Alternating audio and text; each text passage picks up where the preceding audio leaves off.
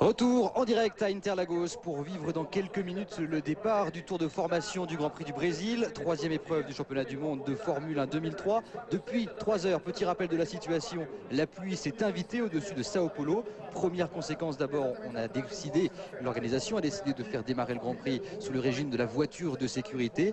Deuxième conséquence, et elle est très récente, le départ sera retardé. Et ça, Jean-Louis, c'est un fait rarissime.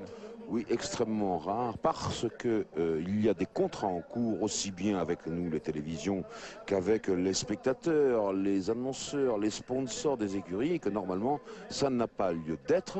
Mais si vous voulez, la quantité de pluie est telle sur le circuit que malgré l'utilisation de la voiture de sécurité, car il est clair qu'on démarrera sous la voiture de sécurité alors que vous voyez que c'est indiqué start delayed, départ retardé. La voiture de sécurité elle est devant la grille de départ, elle a ses warnings allumés, ses clignotants allumés, ça veut dire qu'on va démarrer sous les ordres de la voiture de sécurité, mais la quantité de pluie est trop forte et on veut éviter, si vous voulez, tout ce qui se produit dans l'histoire auparavant. Vous savez, des courses interrompues à la suite de la pluie. Rappelez-vous Adelaide 89, je crois, Jacques Lafitte, où oui, Alain Prost n'a pas voulu prendre le départ. La course a été interrompue au bout de 2 heures. Il y a eu des accidents partout. Il y a eu des précédents à Monaco également, où on n'a même pas été jusqu'au bout de la distance. Et puis, si vous voulez, la seule règle qu'on ait en ce moment, eh bien c'est clair, c'est qu'à partir du moment où il y aura le départ, on ira jusqu'à 2 heures de course. On ne peut pas aller au-delà, c'est interdit par la Fédération internationale. Et ça relance un petit peu la polémique, Jacques, qu'il y a eu ce vendredi avec les pilotes qui s'étaient demandé s'ils allaient prendre part à la séance de qualification parce qu'il y avait des conditions météo relativement équivalentes, beaucoup de pluie sur la piste. Ils se plaignaient de la qualité même de leurs pneumatiques, que ce soit Bridgestone ou Michelin. Ils avaient des petits soucis à maintenir les monoplaces sur le circuit et donc ça a peut-être relancé un petit peu cette polémique. Oui, en fait, vous savez que depuis cette année, les manufacturiers de pneus ne fournissent aux écuries qu'un seul type de gomme et de pneus, c'est-à-dire avec des dessins un peu différents chez les uns et chez les autres. Ici, on a amené des pneus, la probabilité de la pluie, elle n'est pas quand même aussi importante que cela, donc on a amené des pneus que l'on va appeler intermédiaires. Et malgré tout, ces pneus intermédiaires sur une piste comme ça sont complètement inexistants. Et on s'est posé la question vendredi de savoir s'il ne fallait pas changer un peu cette règle et d'amener sur les Grands Prix un pneu pluie, vraiment pluie, pour pouvoir équiper les voitures, que les séances d'essai et la course aient lieu. En tout cas, quoi qu'il arrive, la réponse a été très simple. Vous avez décidé tous ensemble d'avoir une seule qualité de pneus pour les Grands Prix, un seul train de pneus, enfin une seule qualité. On la garde cette règle, c'est vrai que ça pose des problèmes, mais il faut se rappeler aussi que s'il pleut trop, quoi qu'il arrive, même avec des grosses rainures et des gros pions sur les pneus, la voiture de sécurité est là et la course n'a pas lieu. Je veux juste rajouter un point de règlement, on en a pour 10 minutes à peu près maintenant, car c'est la règle, si vous voulez, si le directeur de course estime que la quantité d'eau est trop importante, eh bien il prend cette décision de départ retardé et on attend 10 minutes. Et toutes les 10 minutes, on verra s'il faut faire le point ou non. Oui, puis on voit au bord de la piste des pilotes qui sont sortis de leur voiture. C'est pour vous dire qu'il y aura un petit délai. Je viens de voir passer Ralf Fährmann. Le voici d'ailleurs. Le voici. Pour quelle raison, on ne sait pas. J'espère que sa voiture est là. En tout cas, partira des stands Heinz-Harald Frentzen au volant de la Sauber Petronas. Et vraisemblablement aussi, sûrement, mais d'ailleurs... Pizzonia sur la Jaguar qui lui aussi a eu un problème. On a ramené la voiture dans les stands, elle est là. Elle a été revisiter cette voiture, elle marche, le pilote est assis dans sa voiture et il va s'élancer dès qu'on aura donné l'ordre du départ. Juan Pablo Montoya que l'on a à l'écran, on distingue assez mal son nouveau casque, mais il y a bien un nouveau casque sur cette serviette. Il a d'ailleurs été dessiné par une de ses compatriotes, une jeune fille de Bogota âgée de 16 ans. Elle s'appelle Yvonne et ce casque ne sera utilisé par le Colombien uniquement qu'au Brésil. Il sera ensuite revendu aux enchères et les bénéfices seront reversés à une œuvre de charité. On voit sur ces images que les Brésiliens... Mon Dieu est de cœur que pour Rubinho. Il y a un autre mot que vous nous avez appris hier, Jean. Ah non, l'autre mot c'est chuva, c'est-à-dire que quand ils voient la pluie arriver, les polistes sur le Grand Prix ici, ils commencent à crier chuva, chuva dans les tribunes, la pluie, la pluie. Chuva, donc il pleut. On va confirmer pour Ralf Fährmann avec sa voiture qui était poussée dans la ligne des stands. Concentration également pour Jenson Button. Il s'est fait une très grosse frayeur lors de la première séance qualificative. On a baptisé séance de pré-qualification avec ce nouveau règlement. Il était parti à la faute et avait endommagé quelque peu sa monoplace. Il avait notamment perdu l'aileron arrière. Son coéquipier chez Baronda, Jacques Villeneuve, il avait réalisé une très belle performance sous la pluie parce qu'on vous le rappelle, on a déjà roulé sous la pluie. Ça, c'est un fait important car les pilotes ne vont pas arriver en aveugle sur les premiers freinages. Ils connaissent déjà un petit peu la façon d'aborder ces virages, les réglages, et ça c'est important, Jacques. Oui, c'est important surtout, mais quand même il faut vous rappeler qu'il ne pleuvait pas autant quand ils ont tourné sous la pluie. Là, je peux vous garantir que la piste est détrempée. Ici à Saint-Paul, il y a eu un orage terrible qui a duré une bonne heure avec de la pluie très dense et que la piste, il y a des inondations partout. Vous allez voir quand on fera le tour derrière le Pescar que dans plein d'endroits de cette piste, il y a de grosses rigoles. Important cette vue, on a vu furtivement la Jaguar, cette fameuse voiture verte que l'on n'avait jamais vue aussi bien placée, tout simplement. Il s'est hissé sur la deuxième ligne, il aurait pu signer la pole position. Il était d'ailleurs en tête avant la grande ligne droite de ce circuit de Sao Paulo et il s'est fait passer. Il avait un petit peu plus d'aileron, il avait un petit peu moins de vitesse de pointe et il n'a pas pu faire la différence. Olivier Panis était déçu après la séance de qualification, il faut bien le dire. Il avait les moyens, le potentiel de faire la pole position. Il avait d'ailleurs prouvé en séance d'essai libre en signant le meilleur temps. Mais c'est vrai qu'une petite erreur dans le tour et c'est beaucoup de place de perdu, surtout qu'il y a beaucoup de pilotes dans la même seconde ici. Et oui, vous savez qu'ici, quand vous partez pour un seul tour, c'est déjà un exercice très difficile mentalement. Alors, il s'est loupé, Olivier, à l'entrée du premier virage, les S de Senna. Ça a un peu déconcentré le pilote. Après, il a essayé de rattraper cette petite erreur. Il en a fait encore une autre, mais enfin, il l'a reconnu. Nouvelle information qui vient juste de nous arriver. Le nouveau départ est programmé à 14h15, c'est-à-dire exactement comme vous nous le disiez, Jean-Louis. Encore 10 minutes. Dans 10 minutes, absolument. Encore 10 minutes. Et changement de casque pour Rubens Barrichello. Oui, alors pourquoi? Parce que tout simplement, j'allais vous en parler tout à l'heure, quand il pleut comme ça, qu'on reste longtemps dans la voiture qui est chaude, il y a énormément de buée qui se dégage de votre physique, de votre corps et de la voiture. Et peut-être que Rubens avait des problèmes de ce côté-là. Et avec la respiration aussi, on en bu beaucoup. Les visières sont maintenant bien meilleures qu'elles ne l'étaient à l'époque.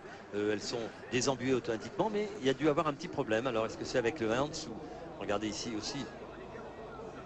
On regarde là sur le repose-tête du casque. Repose-tête. On vous l'a dit dans les virages à gauche pour le jeune pilote d'Amata qui n'a pas trop l'habitude de ça. On avait dit que c'était fatigant pour les pilotes et vous avez vu dans le tour, on tourne à gauche ici. C'est le premier circuit de la saison, Imola suivra. On tourne à gauche et les pilotes ne sont pas habitués. Il y a toutes les grandes courbes, la plupart des courbes sont des grands virages à gauche. Les muscles sont plutôt habitués au virage à droite, donc on a un entraînement un peu spécifique pour ça et vous avez vu comment on fait. Il a raison D'Amata parce qu'il vient des courses américaines et sur les ovales on tourne également à gauche. Il sait qu'il doit appuyer sa tête. C'est une très bonne prévision de sa part. En tout cas, on voulait bien sûr vous parler des particularités de ce tracé. On attend bien sûr un peu le départ du Tour de formation pour vous le montrer parce qu'il y a eu beaucoup de nouveautés. On va quand même en parler, aborder un petit peu les différences. Le sens anti-horaire, vous venez de nous l'indiquer. C'est aussi une des plus longues lignes droites, une des plus longues pleines charges, comme on dit, avec l'accélérateur appuyé à fond pendant 17 secondes. Ici, c'est la 3e fois de l'année où cette pleine charge est aussi longue. Oui, absolument. Il y a d'autres spécificités aussi. C'est un circuit qui est très court. On tourne en une 13, une 14. Il n'y en a pas de nombreux. C'est Monaco et puis la Hongrie peut-être, qui sont des circuits très courts où on va donc faire 71 tours, de tours très rapides. Et puis les voitures ici, la piste, on vous la fera voir pendant le tour de formation. C'est une piste assez bosselée, donc très difficile pour régler les voitures. Un appui moyen sur toutes les voitures.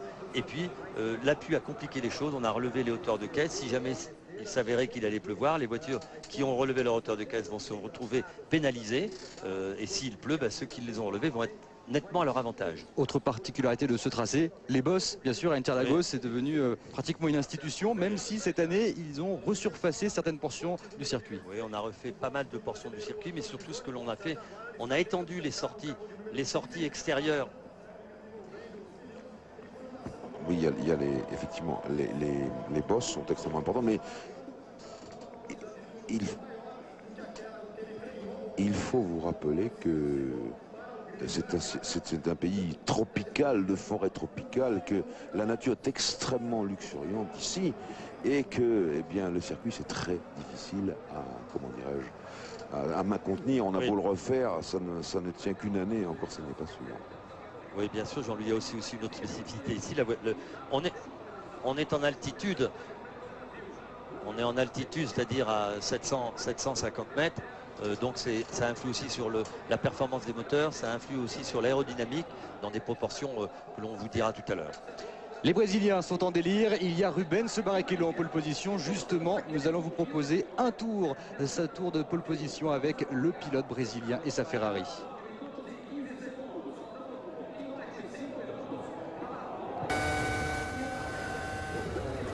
Alors pendant que Barrichello est en train d'attaquer, c'était son tour de qualification. Vous voyez l'ambiance ici qu'il règne dans ces tribunes. Alors que tout le monde est de tout cœur avec Rubens et Barrichello qui est en train de faire son tour de circuit. Rubens Barrichello qui a signé une 7e pole position dans sa carrière. Il a déjà 5 victoires en 164 Grands Prix. Il espère bien sûr en rajouter un ici à domicile à Interlagos. En tout cas, il a signé la pole position. C'est donc le meilleur moyen de bien s'élancer pour avoir une chance de s'imposer. Je vous rappelle qu'ici au Brésil, alors que Barrichello est à l'attaque intégrale, eh bien, le public attend une victoire brésilienne. Ça fait quand même un petit moment qu'Ayrton Senna n'est plus là et ça fait un petit moment qu'Ayrton Senna n'a pas gagné. Donc la dernière victoire de Ayrton Senna, c'était en 93 si je ne m'abuse, sur ce tracé d'Interlagos ici pour le Grand Prix du Brésil. Et donc c'est vrai que le public attend avec impatience de nouveau un Brésilien sur la plus haute marche du podium. Voilà, et départ sous voiture de sécurité. Voilà, c'est officiel maintenant. Mais la voiture avait ses warnings allumés. On vous rappellera aussi que Rubinho n'a eu aucun succès ici.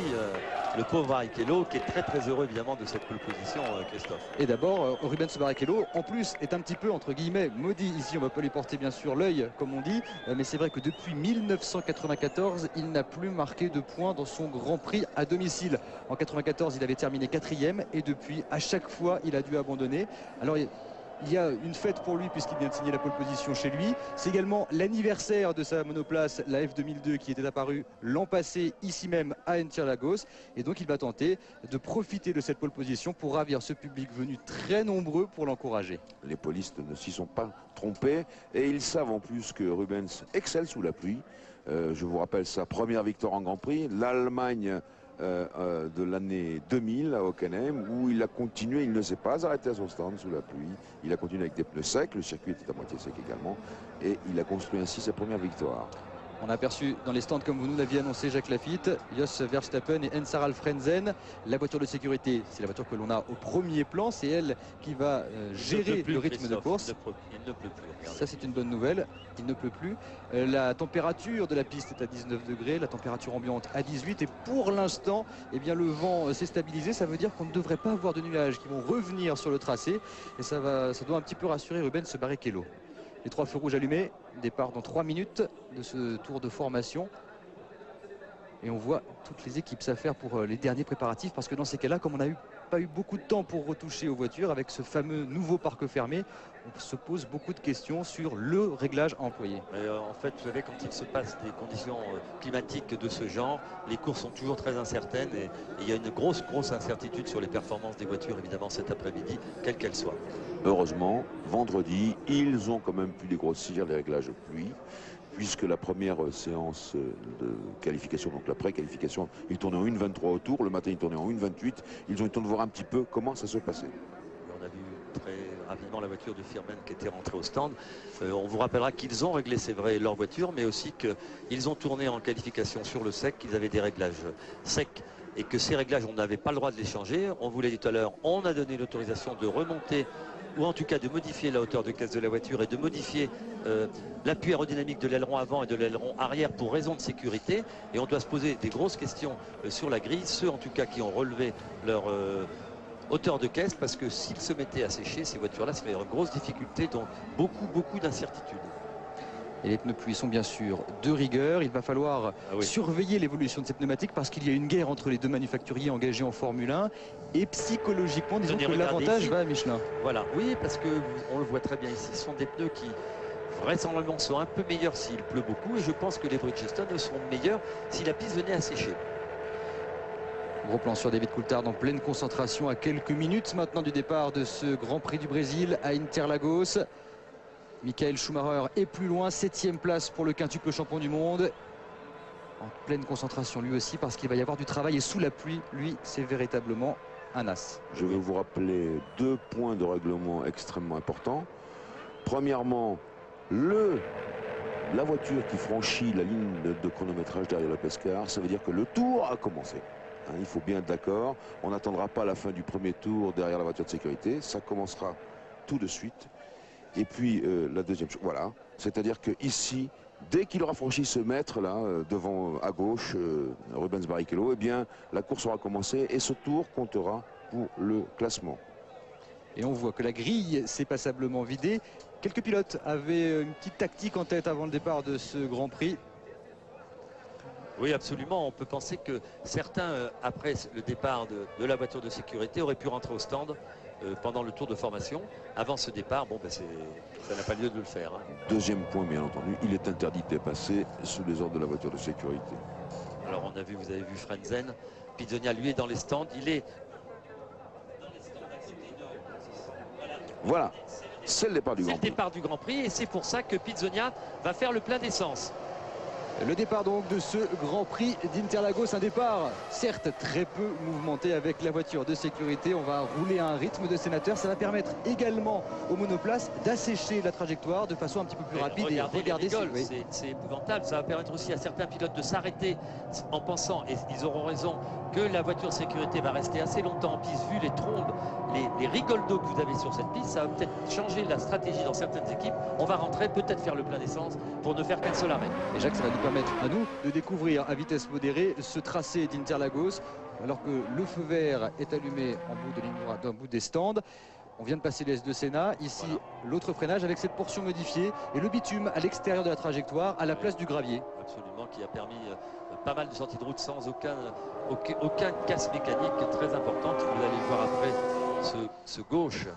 En troisième, on va arriver dans un double droit en montée. Ici, ça monte énormément.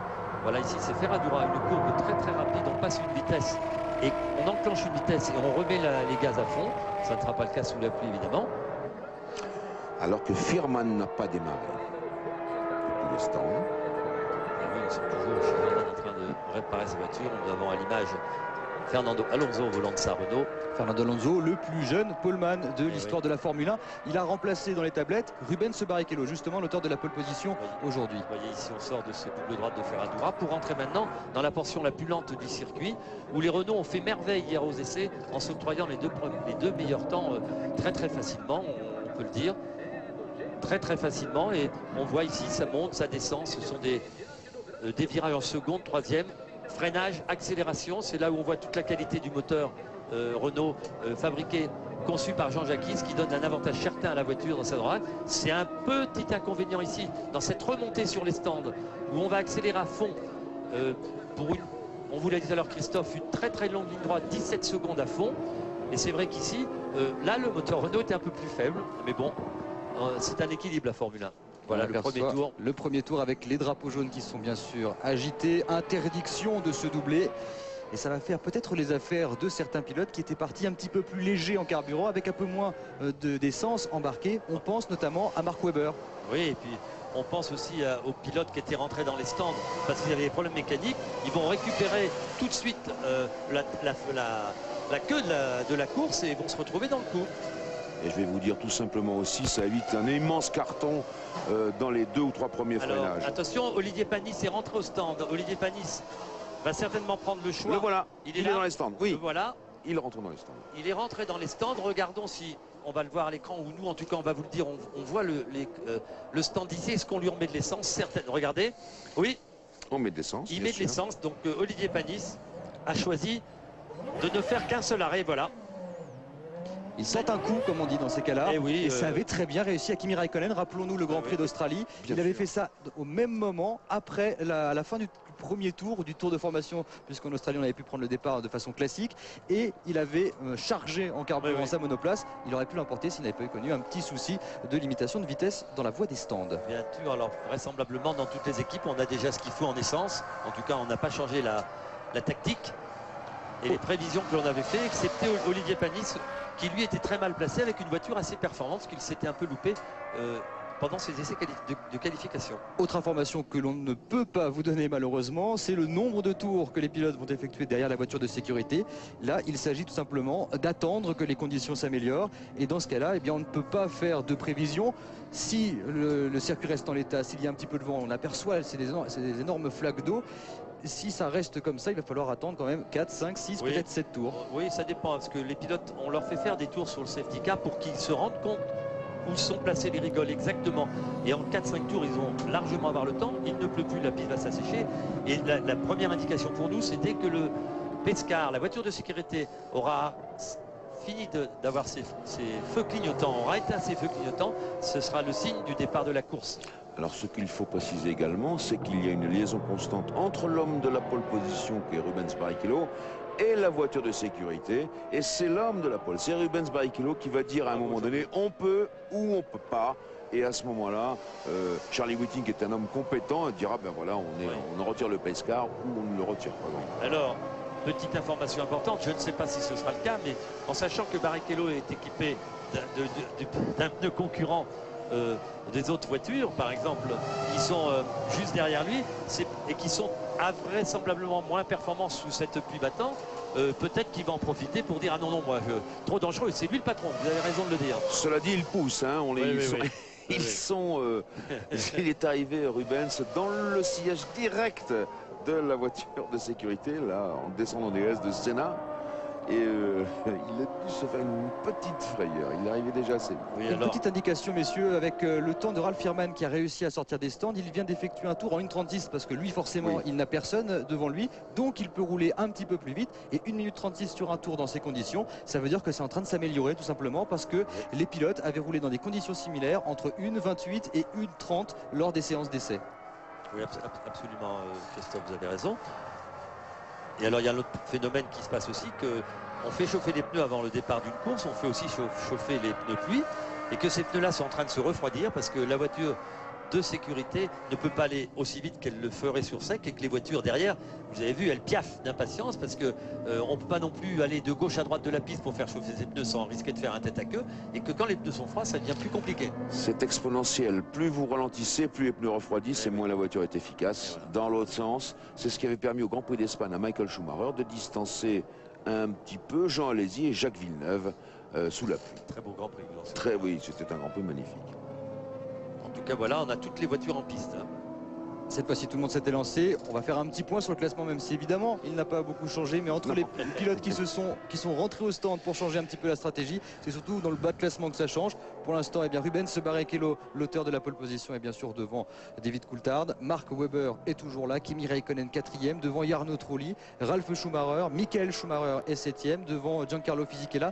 Tous ces hommes respectent pour l'instant eh bien, leur stratégie qu'ils avaient définie lors de la première séance qualificative. Seul Olivier Panis vient de tenter un coup, on vous l'a dit, il occupe pour l'instant le 19e rang, mais avec cette voiture de sécurité, le Français a finalement perdu très peu de temps.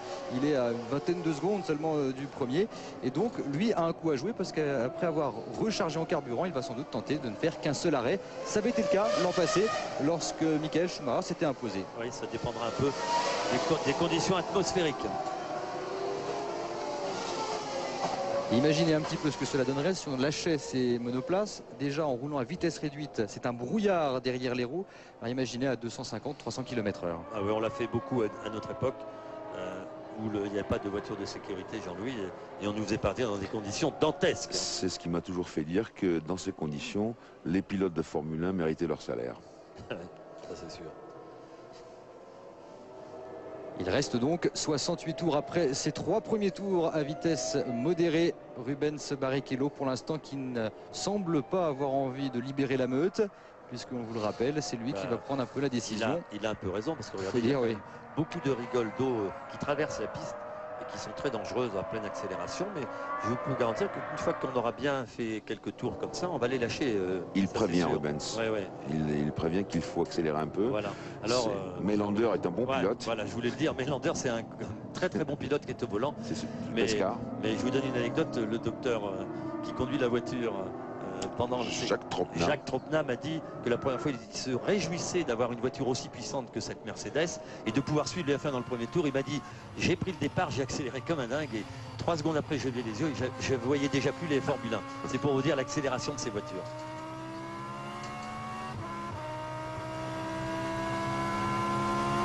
Là, vous remarquez sur cette image qu'il n'y a pas beaucoup d'eau qui arrive sur la visière de Barrichello. On est très protégé dans les Formule 1 de l'aérodynamique par l'aéro pour éviter justement d'avoir le casque qui bouge assez violemment et ce qui perturberait beaucoup la condition et les muscles du cou. Et c'est du coup également un petit problème pour le pilote pour se rafraîchir, puisque bien sûr il n'y a pas de clim dans le Formule 1. Et donc pour se rafraîchir, il y a souvent des petits trous qui sont pratiqués dans le nez des monoplaces afin d'apporter un petit peu d'air dans cet habitacle. Et quand il pleut comme ça, quand on est dans des virages le plus lents, quand on va vite, la pluie on ne la prend pas du tout. Mais par contre, quand vous êtes à l'arrêt en première, là, c'est des trompes d'eau qui vous tombent dessus. Ça vous mouille, ça mouille les visières, ça fait de la buée et c'est une situation très désagréable. Tout le monde est là, hein, pas de panne. Pas de panne. Et pour l'instant, en tout cas, c'est une très bonne opération pour ceux qui avaient décidé de partir avec peu d'essence, parce que là, ils sont en train de rouler à l'économie. On voit Olivier Panis, bien sûr, un arrêt pour modifier sa stratégie. Le Français est 19e, mais il devrait rapidement monter lorsque la voiture de sécurité libérera les monoplaces. Oui, d'ailleurs, on ne sait pas si dans ce peloton, quelques-uns n'avaient pas déjà choisi, depuis les essais qualificatifs du samedi après-midi, de mettre beaucoup d'essence pour n'effectuer qu'un seul arrêt. C'est possible ici. Très, très pénalisant, mais comme la pluie était quand même très prévue depuis le début de la semaine, peut-être qu'on a choisi cette solution dans certaines équipes. Regardez Schumacher, je vous l'ai dit tout à l'heure, il doit cette 7e position, paraît-il, à avoir relevé un peu l'auteur de caisse de sa voiture pour éviter de faire trop d'aquaplaning aujourd'hui. Donc c'est un coup de poker aussi, parce que si ça se mettait à sécher, il serait en difficulté, le pilote de la Ferrari. En tout cas, effectivement, vous avez raison, Jacques, la météo a été exacte, beaucoup plus exacte qu'en Malaisie il y a 15 jours, qui avait trompé un petit peu la Scuderia Ferrari notamment, dont on tenait les informations sur la météo. Et là, ça a été plutôt bien, et c'est même plutôt à l'heure, puisque à l'heure près, la météo avait dit qu'il fallait s'attendre à un orage dantesque. Regardez, on voit à la sortie de cette courbe, là près du trottoir, cette petite flaque de lac où en pleine accélération les pilotes sont, créerait certainement, à l'heure actuelle, la piste est vraiment trop dangereuse pour tous les pilotes. Ça continue. On en est maintenant au 4e tour. 5e tour, là, au moment de la ligne de chronométrage. Voilà, 5e tour sur la tour de sécurité. C'est énorme. Mais Jacques, c'est-à-dire que les conditions étaient démentielles. Quand ça s'est mis à tomber vers 11 heures et quelques minutes, les égouts ont commencé à dégorger, le circuit a été envahi par les eaux. On a vu pendant 2 heures les pompiers et les techniciens du circuit nettoyer avec des lances à eau, nettoyer toute la boue. Oui, parce qu'en plus, ça met beaucoup de terre sur cette piste. Et là, les pilotes vont commencer à s'impatienter. Mais regardez, on ne peut pas donner le départ dans ces conditions. Non, c'est certain, c'est certain. Il faut attendre que la quantité d'eau, la hauteur d'eau diminue. Il faut savoir qu'avec le nouveau règlement qui demande un train de pneus pluie, c'est un type de pneus pluie seulement, pardon, eh bien les manufacturiers ont prévu en quelque sorte quelque chose de moyen, sachant que les pneus pleine pluie n'étaient pas vraiment utilisables et utilisés parce que souvent il y avait le départ sous voiture de sécurité. Mais il en est tellement tombé ici que bien ce règlement s'est avéré trop peu pragmatique, et que maintenant on veut demander deux. Oui, mais la FIA a répondu très sèchement, évidemment. Et on ne changera pas.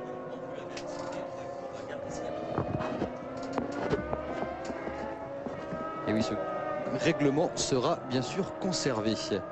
Barrichello toujours devant David Coulthard et Mark Webber. Pour l'instant, eh bien, pas de signe de tension. On ne s'impatiente pas trop derrière Rubens Barrichello qui joue sa carte, puisque c'est lui qui a le droit de décider quand la voiture se retirera. Eh bien, il va en profiter. En tout cas, on a aperçu sur certains plans larges que la trajectoire commençait légèrement, on le voit notamment ici, à s'assécher. Enfin, c'est encore très timide. Il y a encore beaucoup d'eau, Christophe. Ouais.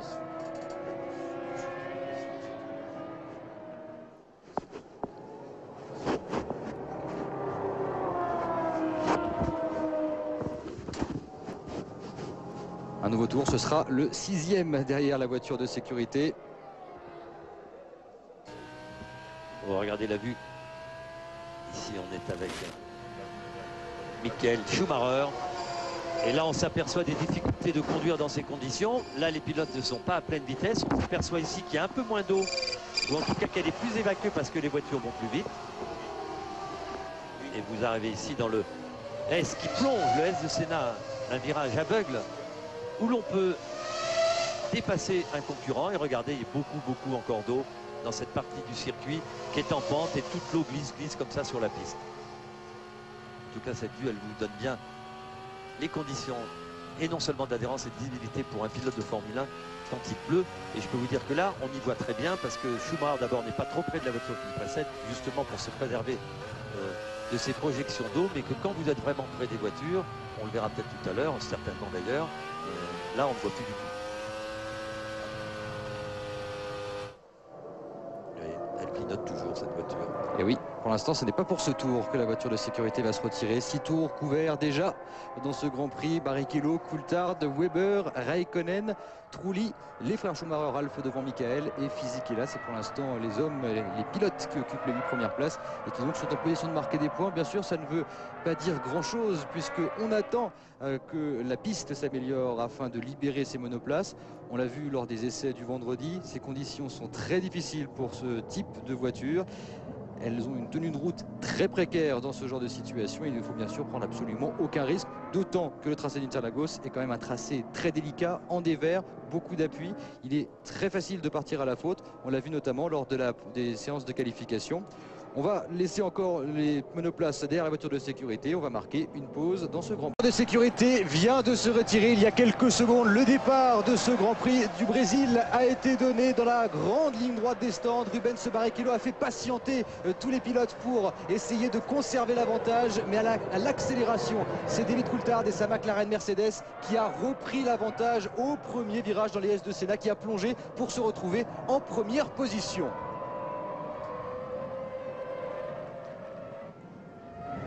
Barrichello donc désormais deuxième. David Coulthard s'est emparé de la première place. Mark Webber se maintient en troisième position. Mark Webber, voilà, c'est exact. Très bon départ de David Coulthard à fond. Et regardez ce que l'on vous disait tout à l'heure. Derrière, il y a aussi une grosse bagarre avec la Renault de Jenson. Oui. C'est l'émotion. Ah oui, mais ce départ. Et Coulthard qui cavale en tête, il s'est imposé magnifiquement sur ce freinage, il faut le dire, parce que Rubens Barrichello a retenu le peloton au maximum. Regardez. Attention parce que l'Écossais c'était celui regardez, il est doublé. Et regardez de nouveau un dépassement avec Kimi Raikkonen qui a mis la pression sur Rubens Barrichello et qui a pris l'avantage. Peut-être que Barrichello n'a pas des réglages 100% pluie sur sa voiture. Non, je pense que c'est tout simplement les voitures qui sont devant sont des voitures équipées en Michelin qui, on vous l'a dit, étaient un peu plus rapides sur les pistes détrempées. Cette piste est détrempée, avantage à Michelin. Et c'est pour cela que aussi bien Rubens Barrichello que son coéquipier Michael Schumacher. Et c'est Montoya cette fois-ci qui prend l'ascendant sur Barrichello. Bien sûr. Il perd du terrain, le poleman, le pilote brésilien avait réalisé une pole position de toute beauté et devant son public, il est en difficulté dès les premiers tours de ce Grand Prix. Et regardez Kimi Raikkonen qui met la pression sur son coéquipier. Il est revenu très rapidement dans les échappements de Coulthard. Oui. Alors qu'on a vu l'abandon de Hetfeld, je le rappelle, hein, c'est un problème de moteur sans doute. Il y a un garçon aussi qui revient très fort en... Le blocage, il est parti à l'extérieur, il a souviré David Coulthard. Ne s'accrochez pas. Attention entre les deux coéquipiers, ça a été très chaud. David Coulthard conserve l'avantage, mais Kimi Raikkonen est bien présent. Et regardez derrière qui revient comme un obus. Très rapide, le Colombien Juan Pablo Montoya en train de mettre la pression. C'est lui le plus rapide en course. Il aurait pu remporter son premier Grand Prix ici même en 2001. Il avait été harponné alors qu'il était en tête.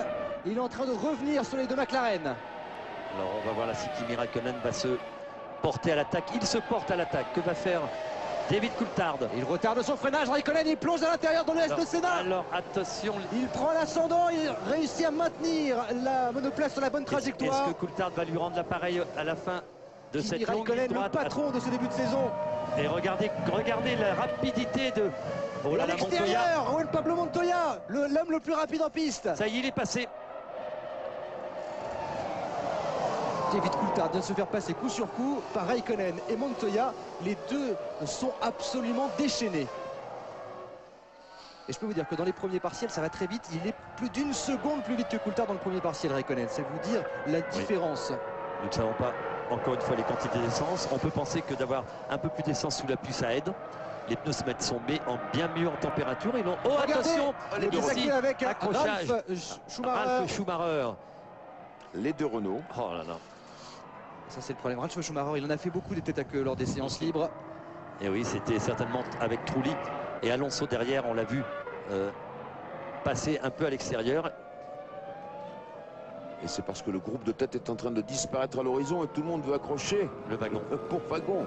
Ça va être difficile parce que je peux vous dire que Kimi Räikkönen n'amuse pas le terrain. Il est en train d'attaquer comme un beau diable. Et regardez du côté de chez Ferrari, même Michael Schumacher prend l'ascendant sur Rubens Barrichello. Michael Schumacher qui était loin. Et le quintuple champion du monde allemand qui vient de passer son coéquipier. Nous allons en profiter pour retrouver le jeu top position. Notez bien le nom des trois pilotes en tête au moment de l'apparition du signal.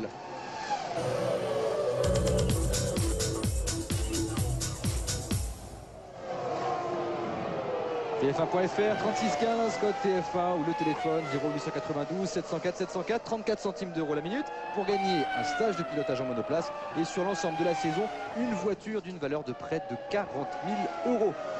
Un point sur le classement après 11 tours. Räikkönen devance Montoya et Coulthard. Mark Webber tient la 4e place. Il y a Michael Schumacher qui est en train de fondre sur le pilote Jaguar. Il devance désormais Rubens Barrichello. Fernando Alonso est 7e devant Jenson Button. Et Jarno Trulli est 9e. Et pour le moment, l'homme le plus rapide en piste, c'est le leader du championnat, leader de cette course, Kimi Räikkönen, 1:28.411. On retombe dans les temps qui avaient été réalisés le vendredi. Les conditions de piste sont donc similaires. Montoya ne pointe qu'à 1 seconde 2 derrière le jeune Finlandais. Le tout à 60 tours de l'arrivée. Et ces deux hommes, tenez-vous bien, sont 3 secondes, pratiquement 3 secondes plus vite que tout le monde autour. C'est énorme. Coulthard est en train de réagir. Mark Webber aussi. Les conditions de piste s'améliorent. On voit sur nos data les petits points violets qui annoncent les meilleurs temps presque sur toutes les voitures. Après 12 tours, Kimi Räikkönen 2 secondes d'avance sur Montoya. David Coulthard a inversé la tendance sur ce tour. Il vient même de signer la meilleure performance sur un tour, 1:27.7. C'est la raison pour laquelle on peut se demander si Coulthard ne joue pas les hommes expérimentés, et il a raison, plutôt que de s'emballer dans ses premiers tours avec beaucoup d'eau et risquer quelque chose de définitif. Est-ce qu'il laisse passer l'orage? Je crois qu'il n'avait pas beaucoup de choix. Non plus. Devant la détermination de Kimi Räikkönen et de Juan Pablo Montoya, il a été obligé d'être très calme. Et puis l'Écossais a compris qu'on ne peut pas laisser filer Kimi Räikkönen comme ça. On se rappelle encore du Grand Prix de Malaisie, on lui disait easy, c'est-à-dire facile sur la fin du Grand Prix. Il était encore le plus rapide en course. Donc c'est pas le genre de garçon à lever le pied. Il nous l'a prouvé maintenant depuis... ça fait longtemps qu'il nous l'a prouvé. Oui. Il l'a prouvé également en Malaisie. Et comme on vous l'avait annoncé, David Coulthard, meilleur temps au tour en course, 1:27.766. Un autre homme est très rapide, il est passé sous la barre de la minute 28 sur un tour, Jacques, c'est Michael Schumacher. Oui, Michael Schumacher, on l'a dit, une voiture certainement très bien réglée sous la pluie. On vous rappellera que pendant les qualifications sous la pluie, c'est lui qui avait fait le plus beau tour alors que la piste était détrempée. On sait que Michael Schumacher, c'est le champion de la pluie. Et il est là, Michael Schumacher, hein. Il est 5e, il est à 9 secondes. Kimi Räikkönen qui en rajoute un petit peu par rapport à Montoya. 3 secondes d'écart maintenant entre les deux hommes. Alors il y a un autre problème aussi qui peut se poser à ces pilotes, c'est que si la piste s'asséchait trop, ces pneus seraient de moins en moins performants, s'useraient beaucoup, on serait obligé de s'arrêter pour les changer. Il y a quelque chose qui est accroché à l'aileron de Kimi Räikkönen. Oui. Peut-être un bout de visière, en tout cas un bout de plastique. Oui, c'est ça, peut-être la visière. Enfin la visière, non, le protège-visière. Le tir-off. En tout cas, l'homme le plus rapide en piste, c'est encore lui, il vient de réaliser 1:26.849. Il est en train de survoler ce début de course, Kimi Räikkönen. Et derrière, il va y avoir une lutte qui est en train de se préciser entre Juan Pablo Montoya et David Coulthard. Les deux hommes sont roue dans roue, 2 dixièmes d'écart seulement entre le 2e et le 3e de ce Grand Prix. Alors on peut se demander si la performance de Räikkönen aux essais, qui était 4e après avoir fait une grosse faute, n'est pas simplement qu'il est beaucoup moins décent que David Coulthard. Parce que là, il va vite, un peu trop vite à mon avis, par rapport à tout le monde. Mark Webber qui vient de signer le meilleur premier partiel. Ça veut dire que du côté de chez Jaguar, La performance est de nouveau au rendez-vous. Il a tourné en une 26-8 tout de même. Oui, et on s'attendait aussi, certains observateurs, à dire que Mark Webber ferait peut-être 3 arrêts. Ce qui ne sera plus le cas maintenant, je crois, avec ces conditions. On va l'arrêter, lui remettre beaucoup d'essence. David Coulthard qui est en train de mettre la pression sur Juan Pablo Montoya. La réaccélération, un petit problème peut-être pour le Colombien. Sûrement. Et il a repris l'avantage, le pilote McLaren qui s'empare de la 2e place. Et il pointe désormais à environ 4 secondes, 5 secondes 2 maintenant. Et oui, puisque Kimi Räikkönen vient d'améliorer le record de tour en course, une 26-7. Michael Schumacher maintenant l'améliore également, une 26-0. Les temps sont en train de tomber. Räikkönen, Coulthard, Montoya, Webber est 4e. Michael Schumacher revient toujours sur le pilote Jaguar. Rubens Barrichello est 6e à déjà 16 secondes, presque 17 secondes. Et l'écart, oui, le réalisateur ne se trompe pas. L'écart entre Räikkönen et Michael Schumacher, 9 secondes 2. Il est à peu près constant hein, depuis 3-4 tours. A priori, simple alerte pour Montoya qui est toujours présent. Il n'est pas loin, hein. Schumacher, vous l'avez vu? Juste derrière Montoya et Webber. Montoya est sorti un petit peu large. Il a dû mettre une roue sur ces fameuses bandes blanches très glissantes. Et perdre beaucoup de temps, même si là il est un petit peu lent dans cette partie très sinueuse, le Colombien. Oui, oh là là. Alors que Michael Schumacher met la pression sur Mark Webber. Un coup à droite, un coup à gauche. Ça ne peut pas passer, là il est encore un petit peu loin. Il met véritablement la pression sur le pilote Jaguar. Complètement à l'intérieur, Michael Schumacher, lui qui sait prendre également les extérieurs quand il en a besoin pour améliorer la trajectoire. Christophe, ça va être difficile parce que l'extérieur, c'est regarder les trajectoires, comment ça va passer chez. Regardez comme il rentre dans ce virage. Oui, très humide, il rentre à l'intérieur pour couper la trajectoire et se retrouver dans la bonne aspi. Michael Schumacher qui tente de prendre l'avantage. Ça y est, il l'a pris. Et qui a la réaccélération, a fait parler la poudre. Le moteur Ferrari qui devance à la régulière Mark Webber. Michael Schumacher qui est revenu en 4e position. Nous allons en profiter pour retrouver très vite le jeu top position. Notez bien le nom des 3 pilotes en tête au moment de l'apparition du signal.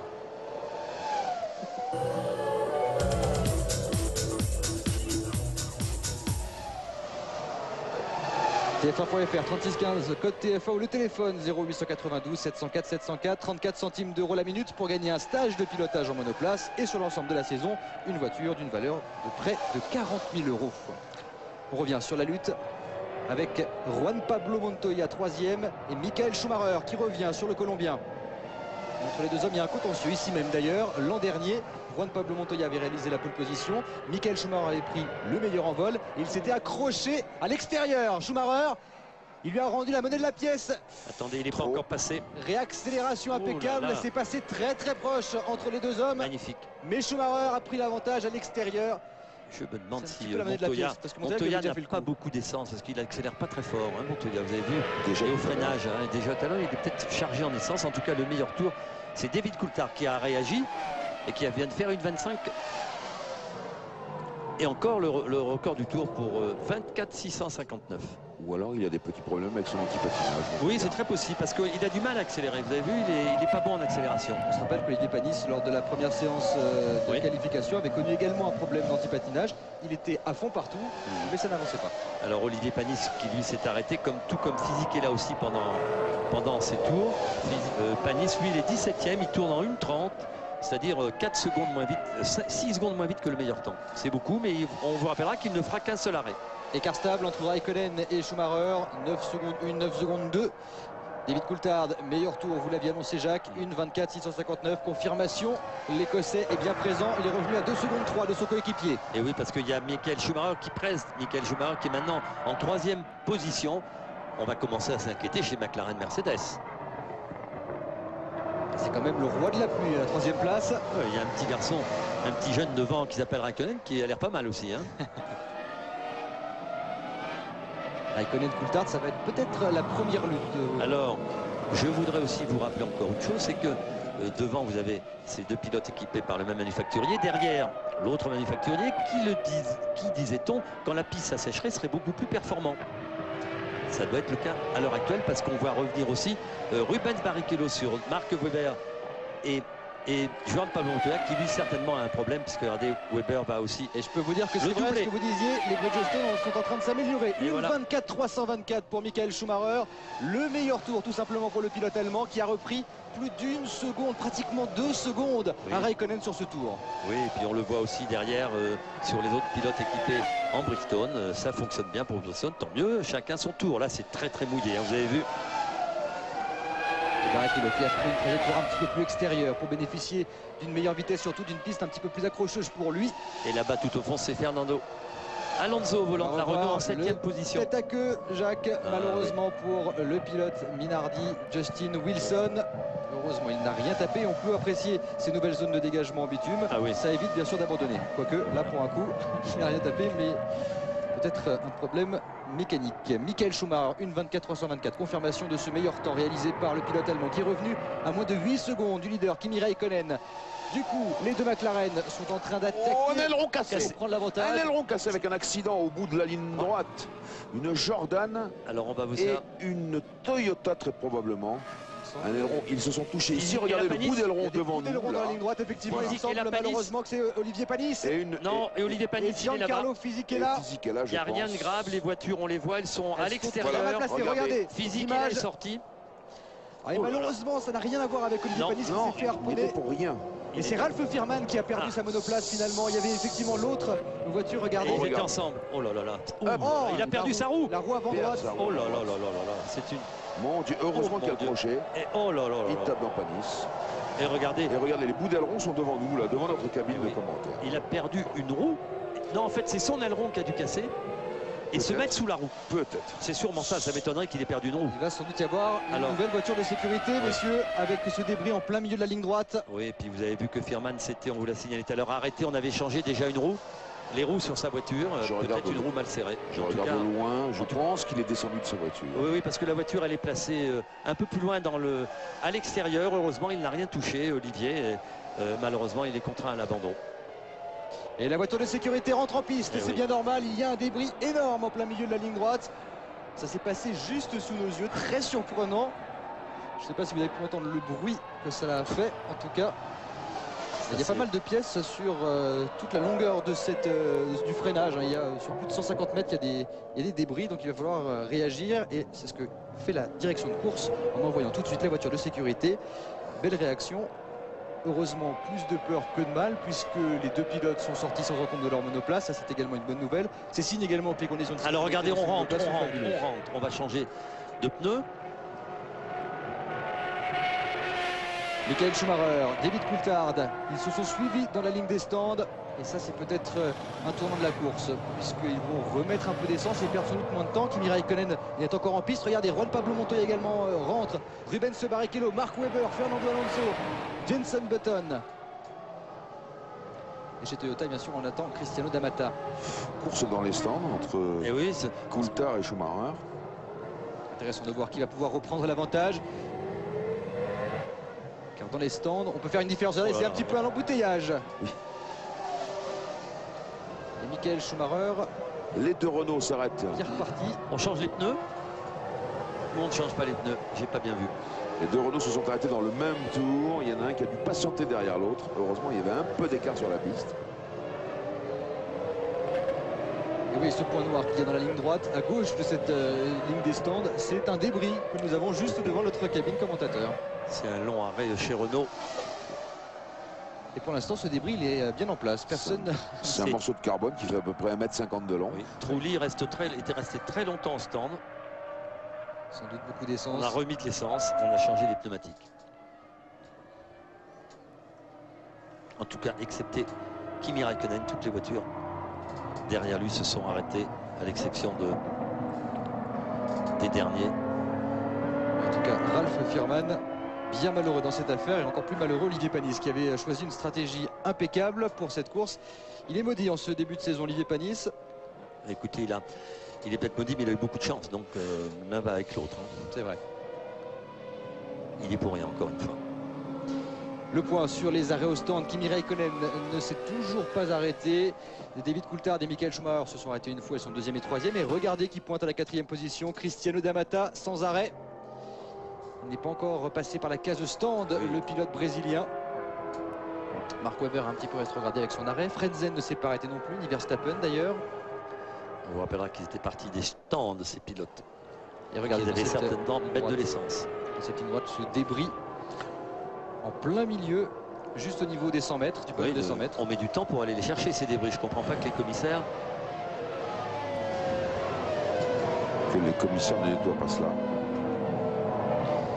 Et deux drapeaux, le drapeau jaune parce qu'on est sous le régime de la voiture de sécurité et le drapeau rouge et jaune, drapeau de glissance. Oui. Un nom un petit peu barbare, mais c'est son nom. Et pour l'instant, eh bien, les pilotes commencent à avoir l'habitude de rouler à régime modéré. On va revoir au ralenti, regardez, en pleine accélération. Non, il perd sa roue. il perd sa roue. Il casse sa suspension. Il a cassé la suspension avant. Alors, c'est un miracle qu'il soit arrivé en travers comme ça plutôt que monter sur la voiture d'Olivier. Et regardez, le choc, pas très violent heureusement, mais en tout cas, ça aurait pu être dramatique s'il était arrivé avec une roue sur les roues arrière d'Olivier. Fisichella s'en sort bien aussi dans cette histoire. Alors il est passé entre les gouttes. Oui, oui vraiment. Hein. Comme on dit. Surtout par ce temps-là, c'est important.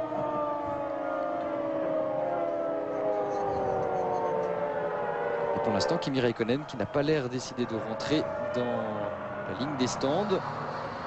Il est serein de sa stratégie. Pourtant, juste derrière, Coulthard et Michael Schumacher ont effectué une très très belle opération. Mais peut-être que chez McLaren Mercedes, on a décidé aujourd'hui de modifier un peu les stratégies et de faire deux stratégies différentes et pour Räikkönen et pour Coulthard. Ah, ça y est. Commissaire très décontracté. Très décontracté au téléphone, enfin avec la radio. Et parce qu'on est en train de lui indiquer qu'il y a d'autres débris un petit peu plus loin, il est parti faire un sprint pour enlever cet autre débris. Il faut dire qu'il y en a sur une centaine de mètres. On va profiter de cette voiture de sécurité pour marquer une nouvelle pause dans ce Grand Prix. Räikkönen est toujours en tête. On s'aperçoit que les deux pilotes vont bien. Olivier Panis n'a rien, ni Ralf Firman.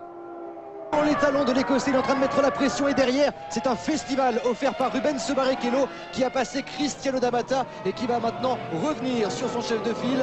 Kimi Räikkönen, Michael Schumacher, 2 secondes d'écart, rien n'est joué dans ce Grand Prix. Et le drapeau vert est de rigueur, désormais il n'y a plus de débris en piste. Räikkönen, Coulthard, Michael Schumacher et Rubens Barrichello. Les deux McLaren poursuivis par les deux Ferrari et les écarts sont infimes. 3 secondes 1 entre ces 4 hommes.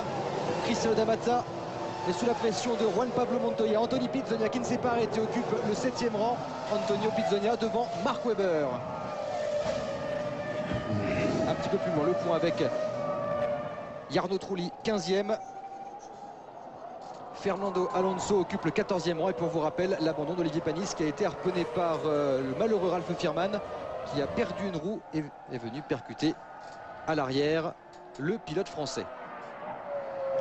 À 48 tours de la fin de ce Grand Prix du Brésil, Kimi Räikkönen a fait un petit écart face à David Coulthard. Michael Schumacher et Rubens Barrichello sont désormais roue dans roue à la poursuite de l'Écossais, le leader du championnat, qui gère parfaitement la situation et qui conserve l'avantage sans problème. Un petit rappel sur les 8 premiers: Räikkönen, Coulthard, Schumacher, Michael, Barrichello, D'Amata, Montoya, Pizzonia et Webber. Comme on vous l'avait annoncé en début de transmission, nous allons laisser la place à l'information.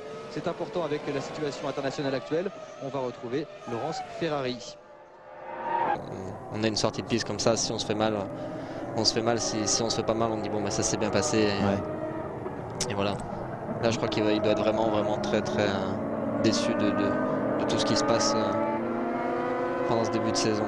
Sur un potentiel de 30 points, il en aura marqué 8 en 3 Grands Prix, Schumacher. Alors que l'année dernière, il avait fait un carton plein. Coulthard, Rubinho. Et Webber qui est revenu à la 4e place, avec Fernando Alonso qui est 6e. Avec 2 arrêts déjà. Ouais. Jos Verstappen, Giancarlo Fisichella, très bien pour eux que ça dure. Nous on prend Verstappen, des classements, bien, des spectacles comme ça, c'est chouette. Sans s'être arrêté encore, mais bon. Trulli par contre qui est parti 5e et qui est 11e avec un stop. Räikkönen justement qui s'est arrêté pendant le deuxième safety, à l'inverse de Coulthard et de Schumacher, et qui lui se retrouve 9e. C'est le 7e abandon Schumacher. Il reste 13 voitures en course.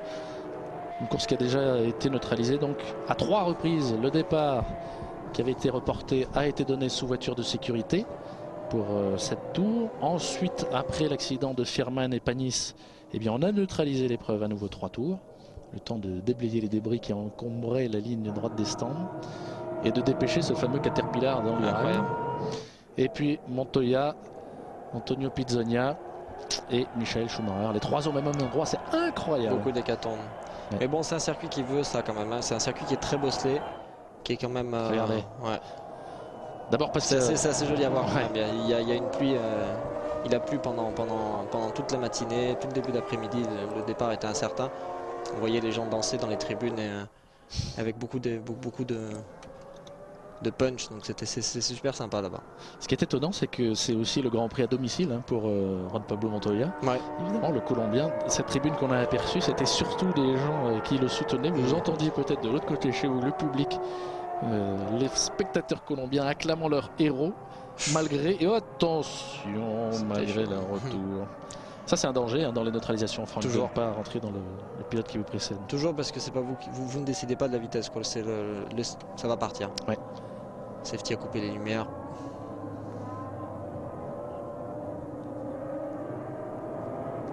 Le safety car, la voiture de sécurité qui a coupé les lumières pour sa 3e intervention. Elle descend la portion sinueuse et de nouveau le leader de la course laisse de l'air derrière. Tout à l'heure c'était Raikkonen, puis ce fut Barrichello.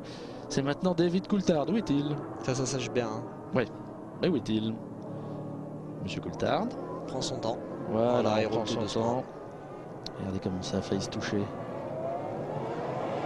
Alors attention. On s'approche de la remontée, le gauche ici et ce sera à fond. On voit que Coulthard a fait une stratégie complètement différente par rapport à Raikkonen. Raikkonen a attendu de passer le dernier virage et a remis l'accélérateur à fond après, tandis que Coulthard a pris plus d'espace et s'est lancé dès le dernier, ce qui est plutôt payant d'ailleurs. Alors que Ralph va attaquer Michael à l'extérieur. Oh, passé. Bravo. Enfin, Barrichello. Rubens, oui. Et il est sorti trop large. Ralph Schumacher, Barrichello va-t-il répliquer en bas du S de Senna? Attention parce qu'ici il y a l'eau. À la réaccélération, Rubens Barrichello qui conserve sa 2e position et Weber qui prend la speed derrière de Ralph Schumacher. Alors attention, c'est un peu loin. La puissance du V10 BMW qui s'exprime dans cette longue ligne droite. Il y a un grand relief sur ce circuit. C'est dommage parce qu'à la télévision on ne se rend pas compte. C'est une cuvette somptueuse, c'est magnifique. C'est une très belle vue partout. Et là on était en pleine descente et ici ça remonte. C'est magnifique ce Grand Prix. Alors c'est reparti au 29e passage. Donc derrière David Coulthard après la 3e voiture de sécurité. 2e Rubens Barrichello, 3e Ralph Schumacher, 4e toujours Mark Webber, suivent Jenson Button, Fernando Alonso, Jos Verstappen et Giancarlo Fisichella.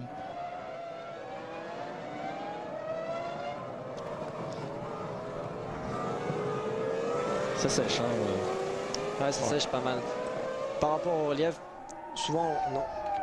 Quand on voit les circuits, télévision, etc., on se donne une idée de ce que ça peut représenter. Je peux vous dire, quand je me suis rendu sur le site l'année dernière et qu'on a fait des tours à pied avec les ingénieurs, le S de Senna, justement, c'est quelque chose de très impressionnant quand on y va à pied. Il y a un bon dévers, il y a un gros banking. Et quand on roule sous la pluie, c'est encore plus impressionnant parce qu'il y a une ancienne piste qui passe au-dessus et qui, justement, donne toutes ces rigoles de boue et d'eau. Dès qu'il y a des fortes pluies. Bon, est-ce que ça va se stabiliser un petit peu maintenant? On a eu des émotions quand même dans cette première partie de course. On atteint bientôt la mi-course en 55 minutes, ce qui veut dire que quasiment 1 heure pour la mi-course. Et que donc on atteindra peut-être, mon cher Franck, la limite réglementaire des 2 heures. Hop là. Eh bien, une Minardi Jos qui était 7e. Verstappen, quel dommage. Quel dommage. Au même endroit. Les mêmes endroits, c'est incroyable. C'est incroyable. Mais les écuries ne préviennent pas les pilotes dans un cas pareil qu'il y a un piège. Ils s'en rendent bien compte les pilotes quand même. Les pilotes, enfin, moi je connais le piège et j'y suis allé qu'une fois, donc je pense que les pilotes qui sont en Formule 1, ils doivent quand même le savoir. Enfin, peut-être la fatigue un petit peu, je sais pas. C'est des conditions qui sont très difficiles quand même. Hein, facile à dire, hein, bien sûr, dans un petit fauteuil. Je ne me permettrai pas. Il faut relativiser quoi. L'intérieur, ça va très vite. Puis c'est quand même une course, on a quand même envie d'aller le plus vite possible. Et on est toujours tenté de dire, bon, on repose le pied sur l'accélérateur plus rapidement parce que ça sèche, parce que sur tout le circuit, c'est un peu plus facile. Alors, et on se fait piéger. On se fait piéger. Raikkonen qui se retrouve à la 7e position. Par contre, je crois que Barrichello perd souvent un petit peu de temps dans cette grande courbe, mais il est beaucoup plus... il est sans risque dedans, parce qu'il prend justement cette partie extérieure où il n'y a pas la gomme, et qui est pour moi beaucoup moins glissante. Le public de Sao Paulo en délire, malgré la température bien plus fraîche que d'habitude, malgré la pluie, bien sûr, parce que Rubens Barrichello est à la 2e position. Vous savez que depuis 8 ans, il n'a pas terminé son Grand Prix national.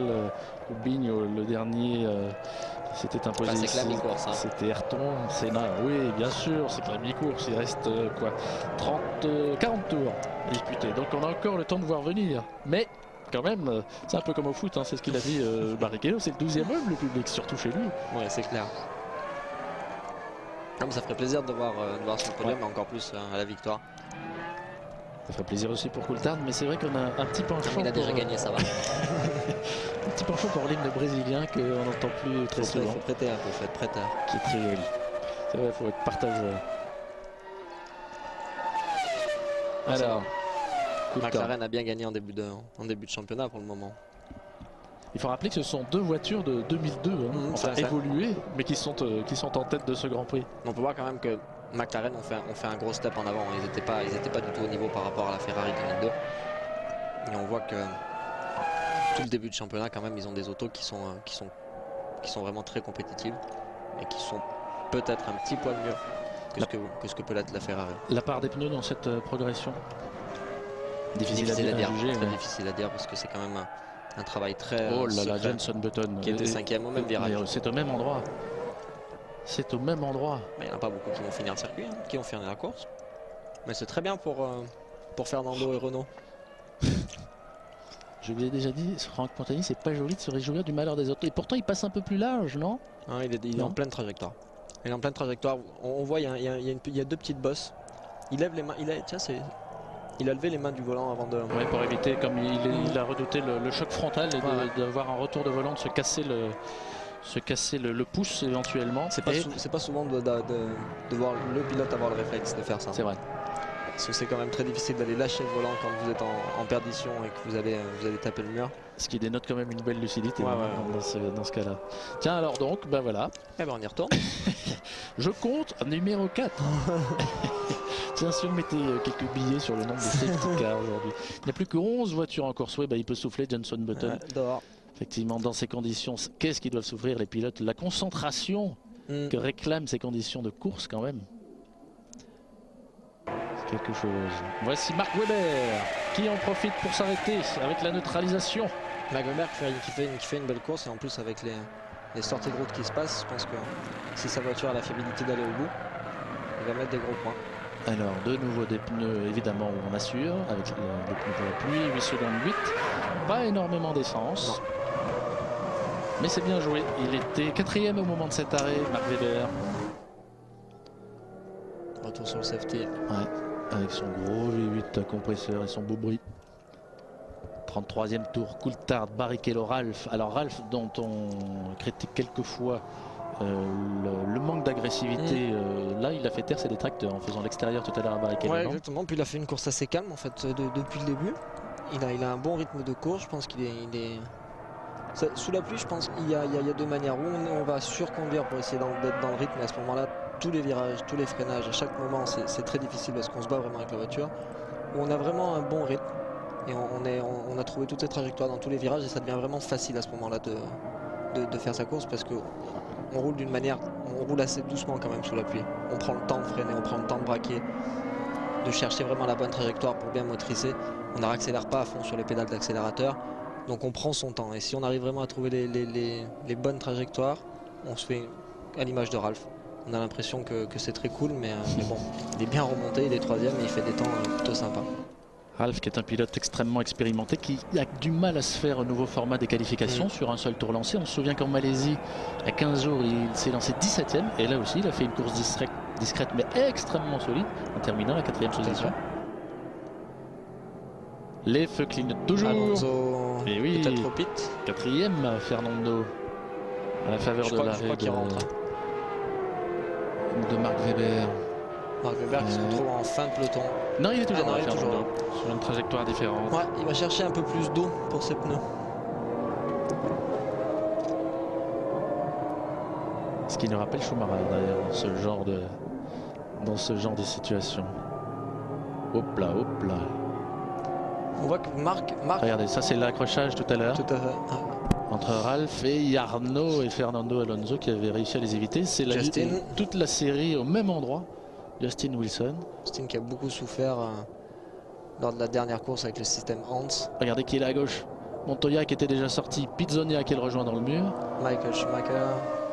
Incroyable. Qui était pas loin de récupérer la voiture. Oh là, ouais. Bon, il est repassé sur l'herbe après. C'est un circuit qui est très très piégeux pour ça. Il y a 2 grandes courbes, celle-là et le turn 3, 4, 5 qui est un... Verstappen et Button. Qui s'appelle Ferradura. Ferradura, ouais. À la sortie de ces virages, vous avez un petit vibreur et juste derrière le vibreur, vous avez de l'herbe. La dernière fois, donc en décembre dernier, quand je suis allé avec les Nissan, je suis sorti un tout petit peu large. Et la voiture s'est posée sur le fond plat, sur le vibreur, les 2 roues dans l'herbe et les 2 roues sur le tarmac. Mais sur le fond plat, vous avez absolument aucun contrôle. Mais c'est à ce moment-là, vous prenez plus de vitesse que ce que vous pouvez freiner et ça va vite dans les pneus. Allez, on écoute le V10 Ferrari avec Barrichello pendant la neutralisation, bien sûr. Écoutez comme le moteur tourne bas en régime.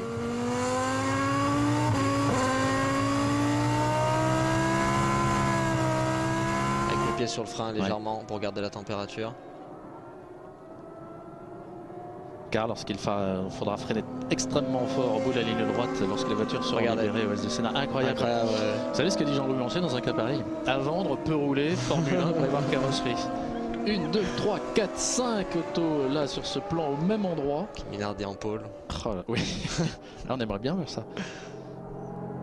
Heureusement tout ça sans gravité. Giancarlo, toujours là. Giancarlo qui doit pointer à la 6e place. Alors expliquez-nous quelque chose, parce que les téléspectateurs nous demandent souvent ça, Franck Montagny. Mais si, vous allez savoir. Giancarlo Fisichella, il a reçu de la part des pilotes de Formule 1, alors que Cristiano D'Amata repasse au stand, et la trappe à essence qui s'est ouverte une nouvelle fois. C'est étonnant parce qu'il s'est arrêté tout à l'heure en 13 secondes 4, on pensait qu'il irait au bout. Peut-être un petit problème de pompe à essence. Ah, ou de pneus, parce que... Et ils vont peut-être coller des slicks. Non, toujours retaillé. Toujours des pneus prévus pour la pluie, mais peut-être que ce train ne convenait pas à D'Amata. En tout cas, on remet légèrement de l'essence, vous voyez. Hop, c'est pas grand-chose. À 2 secondes à peu près de tuyau, il a calé. Le tuyau déverse 12 litres d'essence par seconde. On a remis une vingtaine de litres, donc à peu près pour D'Amata. Ça, il y a la première rentrée, il repart. Très frustrant aussi, ces systèmes de première vitesse. Dès que vous enclenchez l'embrayage, vous appuyez sur la première vitesse, donc ça se fait tout ça au volant, et vous devez attendre que la première vitesse s'enclenche. C'est-à-dire que vous êtes juste dans une position d'attente, et pas mal de fois, pour des problèmes de software, la vitesse ne s'enclenche pas. Software, donc l'informatique de la voiture. Tout à fait. Et alors qu'est-ce qu'on fait? On tape sur son volant? Et non, vous coupez le moteur parce que généralement ça prend vite la température, mais vous pouvez rien faire. Pourquoi il lui entrouvre sa visière? Parce qu'il n'a pas assez de vitesse et il a un petit saut de vent normalement qui est juste devant le volant, qui avec des vitesses normalement adaptées au circuit et à la voiture, fait que le flux d'air va arriver légèrement sur le casque pour ventiler. Et là, cette vitesse, il n'y a absolument pas d'air qui vient sur le pilote, ce qui fait qu'il prend beaucoup de buée. Et ça va repartir. Après 35 tours et la 4e neutralisation de cette épreuve, la voiture de sécurité a une nouvelle fois éteint la rampe lumineuse sur son toit.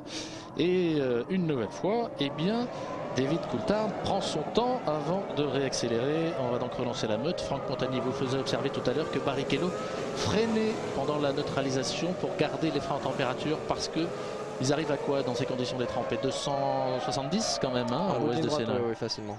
C'est une très grande ligne droite. On dirait pas. D'abord elle très monte et tout de suite après, à peu près au premier terre, elle commence à redescendre. Et généralement aux endroits où vous commencez à mettre la 5 et la 6. Et c'est là qu'il faut taper dans les freins et plonger dans ce S de Sénat qui est vertigineux lorsqu'on y est vraiment, ça plonge. C'est une grande descente de ski comme on les aime et qui est en dévers en plus. Tout à fait, avec un gros banking, ce qui aide quand même beaucoup le train avant pour rentrer dans le virage. Il faut savoir quand vous arrivez dans la ligne droite, vous ne voyez absolument pas le point de corde. C'est un point de corde qui est très tard. Le point de corde, c'est l'endroit du virage sur lequel vous pouvez commencer à tracer une ligne droite jusqu'au prochain virage. Et le banking? Et le banking, c'est la piste qui est incurvée sur l'intérieur, un banking positif ou négatif. Lorsque notre ami Jacques Lafitte a gagné à Interlagos, eh bien le circuit n'avait pas cette portion intérieure. On tirait tout droit dans la ligne au droit des stands. Il n'y avait pas le SDC. Hop, on continuait tout droit sur le banking. C'est la partie justement maintenant qui donne les rigoles, la boue, etc. Exactement. Voilà. Merci Jacques. Eh bien il a gagné dans ces conditions, monsieur.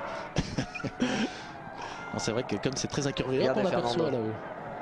Ah, allez. Qui va commencer à attaquer sur Ralf Schumacher, qui devrait passer normalement. Fernando Alonso, l'une des révélations de ce début de saison. Franck Montagny, vous êtes intime du pilote. Non, pas intime, pas intime. On se connaît, on se connaît. Enfin, vous habitez à Barcelone et lui à Madrid. Enfin, pas très loin, tout à fait.